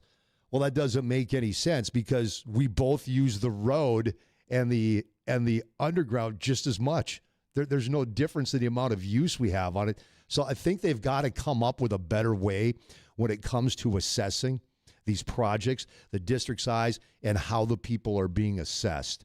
And the other thing that happens, too, is the assessments. You're told it's this, and the next thing you know, you get a letter in the mail or there's a meeting. Oh, by the way, we were off. It's not $10,000, it's $30,000. That garbage has got to stop. Because I'm the same way. Look, at some point here in the future, we know that, Alex and I know our home is going to get hit with some pretty good-sized specials because the roads are going to have to be done, in our neighborhood. Okay, we know that has to happen. Yeah. But let's say, like, I'm using West Fargo as an example because that's where we live. There's been some big projects out there, one being Cheyenne Street all the way out through Eagle Run, everything. Well, that assessment district wasn't that big, and people were getting hit with massive assessments. And my whole thought on that was, well, wait a minute, that is a main thoroughfare. Yeah. It's not just the people in that assessment district that are using that main thoroughfare. That should have been that should almost be a citywide assessment. Yeah. So yep. I agree. It's a tough nut to figure out, but I think there are some things that could be tweaked and that would give people some relief. Yeah. There were a few lines I think that landed tonight, Jay, if I can say it that way, where someone made a statement and it just seemed to resonate. And whether you agree with the person or not, you say to yourself, that line landed. I thought there were a few of them that were made tonight. Nikki Gullickson, I thought, had a strong line about the debt, and she talked about $43 million coming off the books for the diversion. And I hadn't really thought of that, hadn't lumped it into that conversation. But to your point, she had studied up. She brought some perspective and background to the discussion. So I thought that was a good land. I thought Scott Brecky landed when he challenged Nikki on the communications department and talked about what kind of size do we need there. Mm-hmm. I thought Aaron Hill landed with his comment about when we're talking about developing property, let's look at the infill in blighted properties and try to figure out how to get something under $200,000. Now, that's hard to do, but I think he's bringing some specificity to that question that I think is really helpful there. I thought I thought Chad Peterson made a really strong point about the consultants. Is that many times they don't know more than we do. You can go to Grok and get 10 answers exactly in 5 minutes and then put a QR code on your water bill for pennies. And so I thought that was a practical answer there.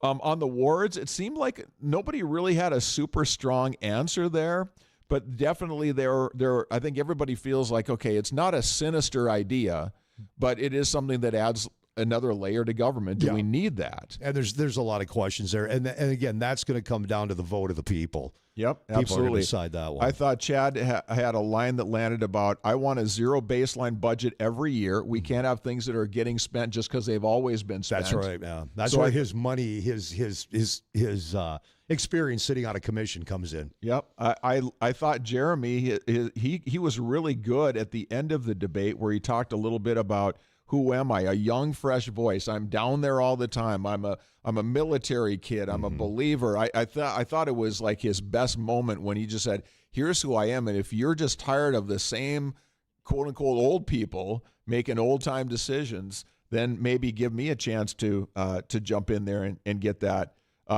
done. I thought Anna was really, I thought her line landed about, what makes me different than everybody else? I've been here 3 times now. Third and time's I'll probably charm. do it again. Yeah. And there was something refreshing about that. That's good. I mean, that's a fighter. Anna's a fighter. She's like, I'll keep coming back and I'll keep running until I win this thing. Absolutely. So that's heart. That's heart. That says that she really cares about the city. Yep.